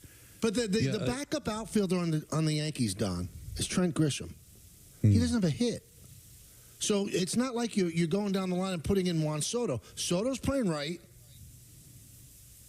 Verdugo's playing left. Judge is your center fielder. There's nobody that you're keeping back on the bench. Judge has to figure it out. And also, everybody on the team, except for Soto, is going through a horrendous slump. Why are we concentrating? You can't bench them all. No, you can't. What, are you going to bench Rizzo? You're going to bench Gleyber? Gleyber. And since his hot start, Anthony Volpe stopped hitting. So you're going to bench all of them? I think that there was a time back when the managers had the authority to do that type of thing. I don't think they have that authority anymore. I think he has the authority to do it, but to what end? I mean, no, but what I'm saying is the authority, meaning can Aaron Boone do it? Sure. But is he going to come under scrutiny? Is the organization going to have his back if Aaron Boone just decided, you know what, I'm going to give him this series off because I don't like the fact that he's hitting? They would take Boone aside and say, you can't talk about our star player like that. We've got an investment in this guy. You can't do that. Now, back 50 years ago, management would have, Casey Stengel's back or even Joe Torre's back in situations like that. But nowadays, I'm sorry, Aaron Judge is now a partner in what goes on with this organization. And the last thing they want to ever do is embarrass him. I don't even think, Michael, that what Torre did to A-Rod, batting him 8th in that playoff series, I don't think that would ever happen with Aaron Judge. Because believe it or not, I think Aaron Judge right now is probably more important to the Yankees than A-Rod was back then. I mean, when Torre did it was inconceivable that he did, by batting him 8th. And then it was more inconceivable when Joe Girardi pinch hit for him twice. Right. In a playoff series. So, listen, they had Raul Ibanez. They felt that could do better. And you know what? He pinch hit for him, and Ibanez hit a home run. So Girardi like a genius. But Judge still has 3 home runs and 11 runs batted in. Have you seen the Yankees lineup? No one is hitting. Why is Aaron Judge getting all the hate? I don't get it. Can the weather warm up a little bit here? Can we just get going? I mean, it's April, for God's sakes. I understand it's a little jarring. And the only reason that I would throw the word concern out is because there was an injury in spring training that kept him out. And you wonder, is that toe bothering him? What kept him out in spring training, is that creeping back up again? But as far as him figuring it out, I'm sorry, the back of the baseball card tells me he's eventually going to figure it out. And I told you this yesterday, everybody. There's one statistical line that is concerning to me. The hard hit ball number. It's just way down. So is something bothering him? No, something. And also the gentleman brought up benching Mattingly in 91. Mattingly's back was bad. Couldn't get out of bed. They didn't bench Don Mattingly because he couldn't hit. Don Mattingly's back was out. Every swing was, let's hold your breath and see how it holds up. We're in the middle of Diamond Notes right now, brought to you by London Jewelers. Let me ask you a quick question, Don. If you could sign up for the Mets splitting these next 2 games with the Giants and going 3-3, or not sign up for that and take your chances where they could either lose 2 or win 2, what would you do? I would probably, as lame as it sounds, just take the 3-3 because that's what I wanted going in. Now, do you have to adjust your expectations when you take the first 2 games of the road trip? Like, did I want to go 3-3 when they won the first 2 games against the Dodgers, knowing that the Giants aren't as good as the Dodgers? But at the end of the day, Michael, I said keep your head above water, and if they come back the same amount of games above 500 as going into this road trip, I would take it. So, yes, I would take 3-3. Those are Diamond Notes brought to you by London Jewelers. Visit London Jewelers today at any of their 7 locations, including the Americana Mall and the mall at Short Hills. Let's go to Joe in Connecticut. Joe, what's up? Hello, Joe. Hi, Joe. Jojo. Good talk. Wow. Hurtful. Let's go to Chris in Rockland. What's up, guys? Thanks for taking the call. You got it. How are you? Good, Don. I just want to say that if you are ever in Pearl River in the saloon, I will gladly buy your drinks all night. Well, let's get something together because I got the email of the guy from yesterday. What was his name again? Was it Steve? It was an unfortunate moment. So no, I don't. I enjoyed his work, and I wanted to congratulate him with a beer. No, and I like Pearl River. Actually, I think you like to pronounce it Pearl River if you're from there.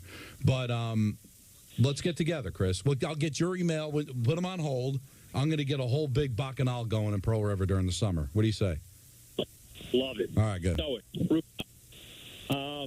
So my question is about Heedle, and I know there's been some talk about him, getting some work on the ice. Do you think he's going to get any time in the playoffs at all? Because I'm kind of worried about the role they've been on and kind of switching things up, but at the same time, he's such a good weapon. So I'm just curious to get your thoughts. Like Michael said, they're not going to go 4-4-4-4. I mean, I'm sure there's going to be some time where they can change the lineup or maybe somebody gets hurt. Fact is, he's healthy. He's technically listed, guys, as a healthy scratch. So at what point do you put him in? I think there will be a point where you can at least conceive a chance to put him in the lineup. Now, is it going to come after a win? I don't know when. But, Michael, he is a good player. He's a center. He's got experience in the postseason. If he's healthy, I think you've got to find a way to get him in there. Now, you don't want to mess things up chemistry-wise, but I do think there will be an avenue at some point, if they make a long run, that you can get him back in. He's practicing. He's not wearing a non-contact jersey. So if you have a healthy player, I think there's at some point where somebody gets hurt, somebody's struggling, where they will find a way to put him in the lineup, as long as they're still alive to do it. Hey, easily the most anticipated sporting event of the year, the pickleball showdown between Team DiPietro and Rothenberg and Team Anita Marks and Amani Toomer. Sunday, May 5th at Pickleball America. That's in Stamford, Connecticut. Pre-game coverage kicks off on ESPN New York at 9 a.m. with a live broadcast hosted by Anita Marks as she sets the stage. You know, it's a little unfair to Anita. She's got to play this pickleball event, and she's got to work before it. It's tough. I think management is trying to get Dave and Rick to win. So they're making her work a little harder. Why can't Ty do it? That's a good point. Get Grassa to do it. Somebody. And why isn't there play-by-play for this whole thing? You're teasing everybody about this. How is it not on the air? I know. I thought about that. I thought, should me and Dom be doing play-by-play for this? You'll be gone. But I would love to do that. That would be fun. And you might not be gone on May 5th. It's not this weekend. Oh, sorry. It's the I fall. don't know. I'll see what the schedule. I mean, I'm not May 5th. volunteering, but I'm sure somebody I would do it. It'd be would fun love to do it. Then shortly after the show, the paddles come out for the Pickleball Showdown for the ages. Be there on May 5th to witness the showcase event at Pickleball America in Stamford, Connecticut. They probably want people to go to the event. That's why they don't want to broadcast. It's like the old baseball ads. Let's not put the games on radio. People won't go to the games. Oh, like the old home games being blacked out in the NFL. Exactly. Yeah, it's that big. Let's take a brief time out. We'll find out who the point guard is, and then we have a big ENN coming in as well. It's a big show, and then we lead you right into the Rangers pregame. What a time to be alive. Think about it. What a time to be alive right here on Yes and 98.7 ESPN.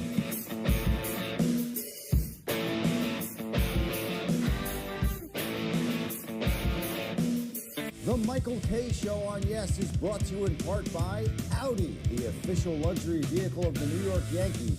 Visit your tri-state Audi dealer today. Is it possible to be more capable and more practical? Be able to perform here and here. Make a statement while barely making a sound. And command the road, as well as what lies ahead. How we get there matters. Get exceptional offers at your local Audi dealer. Break up with your old wings and lemon pepper wing from Popeyes. Crispy, saucy, available. Popeyes finally has wings in 6 flavors. Chicken from Popeyes. Do something. Anything. Go, drive. Hey, Ronald. This is a painting. That's the TV. Much better. We all want to feel safe when traveling. That's why if you see something that feels suspicious, such as an abandoned bag or erratic behavior from a passenger, just call 911. You can call anonymously, and it's okay if it turns out to be nothing. Work together with the Port Authority of New York and New Jersey to keep our transportation facilities safe. Visit PANYNJ.gov to learn more. New season, new reasons to say yes. Wow. Yes to the ultimate viewing experience. Aaron Judge crushes one. Yes to in-game live stats. And earn rewards and win prizes. Get all the Yankees action on the Yes app. Download now. Teachers are dynamic leaders, shaping a new generation. Innovating how they teach to prepare students for our fast-changing world. Achieving this takes skill and expertise.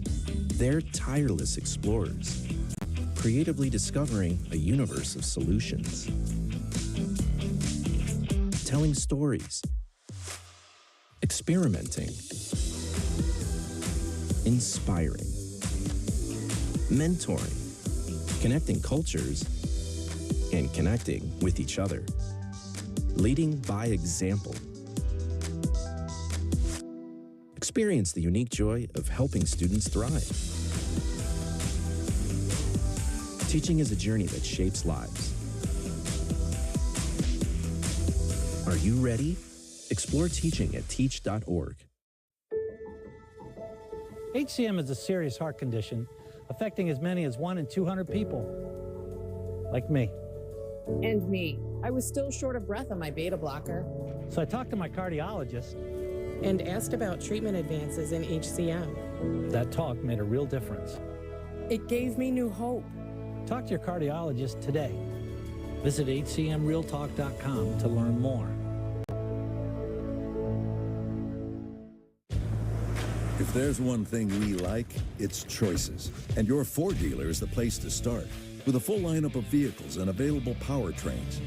Get your ideal combination of power and capability with gas, hybrid, or all electric. But more important than the power you choose is what you choose to do with it. Right now, returning lessees can get a Ford Explorer for $369 a month, only at your local Ford stores. Step into the world of Golden Nugget Online Casino. With all the slots and table games you love, feel like you're on the casino floor no matter where you are. Score rewards by playing your favorite games and get your winnings almost instantly with lightning-fast withdrawals. Go! So what are you waiting for? Have a great time in your downtime. Download the Golden Nugget Online Casino app and get started today with this great offer. I'm Dave Portnoy, and I'm asking for your help in supporting the Tunnel to Towers Foundation as it continues to pay off the mortgages for fallen first responder and Gold Star families who died in the line of duty and left behind young children. Not only that, but they also build mortgage-free smart homes for catastrophically injured veterans and have recently committed to eradicating homelessness amongst our veterans. Tunnel to Towers has been caring for America's greatest heroes for more than 2 decades, and we ask you to join us on our mission to do good. When you see all the people who work at Shriners Hospitals for Children, you might see everyday people just doing their job. But to me and other kids, they aren't just receptionists, therapists, or doctors. They're superheroes.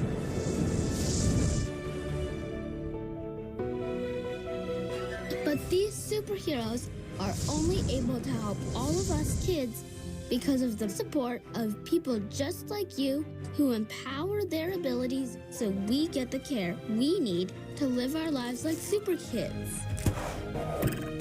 Because of people like you, I can play the violin. I can play piano. And I can walk. Please go to loveshriners.org right away. Help us be superheroes too. When you see all the people who work at Shriners Hospitals for Children, you might see everyday people just doing their job. But to me and other kids, they aren't just receptionists, therapists, or doctors. They're superheroes.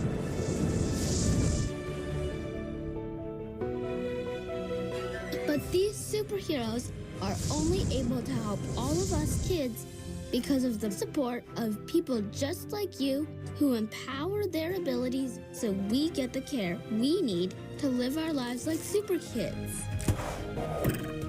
Because of people like you, I can play the violin. I can play piano. And I can walk. Please go to loveshriners.org right away. Help us be superheroes too.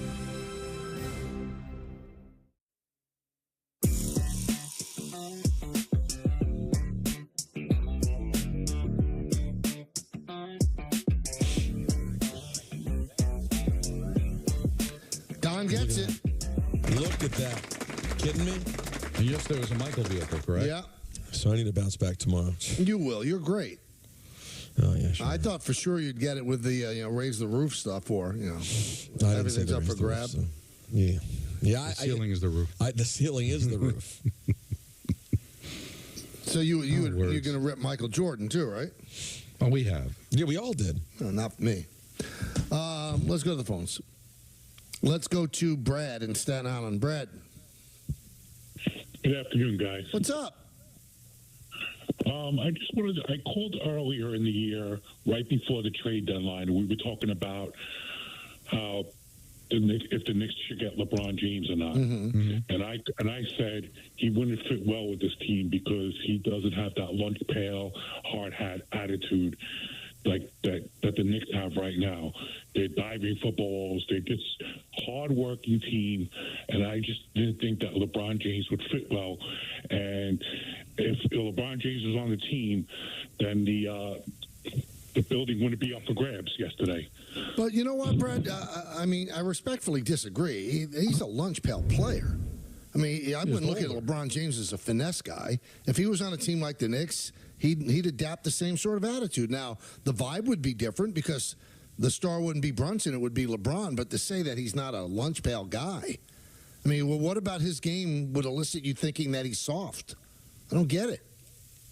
Yeah, I think if you wanted to say that they wouldn't be as good because now the ball would run through James and not Brunson, and they'd have a different vibe about them, I can agree with that. But you're still talking about a world-class player you'd be adding here. But at 38 years old, maybe he's not diving for balls and will need a little bit load management, but that's because he's 38. I wonder, I mean, does he have to rethink staying with the Lakers? I mean, because if he wants to get another championship on his resume, he's not getting it with the Lakers. They're not good enough. And the West is too tough. Well, I mean, he can get out of his contract this year if he wants to. I mean, why wouldn't he go someplace that has a better chance to win? The Lakers don't. Where's he going to go? He could go to any place. He could go to any. He can pick and choose. As long as money's not an object, which I don't think it should be. But, turning 39, the possibility of maybe having to draft his son, is there an appetite necessarily, if you're like a team that thinks they can win a championship, of trying to maneuver so many things to fit him in? Like, the one thing I will agree with I don't think he's going to come in and be a role player. He's going to come over. He's LeBron James. He can't help but take over. Like, if you had the chance to get him in the offseason, Michael, let's say the Knicks go to the conference final, lose to the Celtics in 6.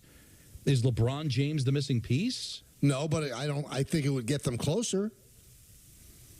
I would take LeBron James on the Knicks in a moment. I don't know if the Celtics would. So you'd have to look at teams that are close. Would Oklahoma City take him? Would Minnesota take him? And would that be where he wants to? Right. I mean, would Cleveland? I mean, would that inch Cleveland closer? Well, now, Cleveland interesting, right? That one's interesting again. And everything comes full circle. And then they draft Bronny, too? We have to say goodbye to Yes. No, Big BP Takeover show with Say it, Meredith. So wake up, Flip. Got to go to the radio right now because. That's a wrap on the show for today. Coming up next, our coverage of the Yankees and the A's commences with Yankees batting practice today. For all of us here on the Michael K. Show, this is Chris Sheeran saying have a great night. We'll see you again tomorrow at 3 o'clock.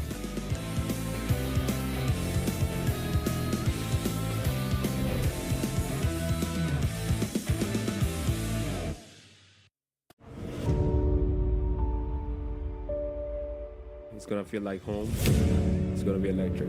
This is the Yankees flexing their muscles. I think he's just going to elevate everybody in that lineup. He has the right demeanor to pitch in the Bronx. When you play in New York, the expectation is to win a championship.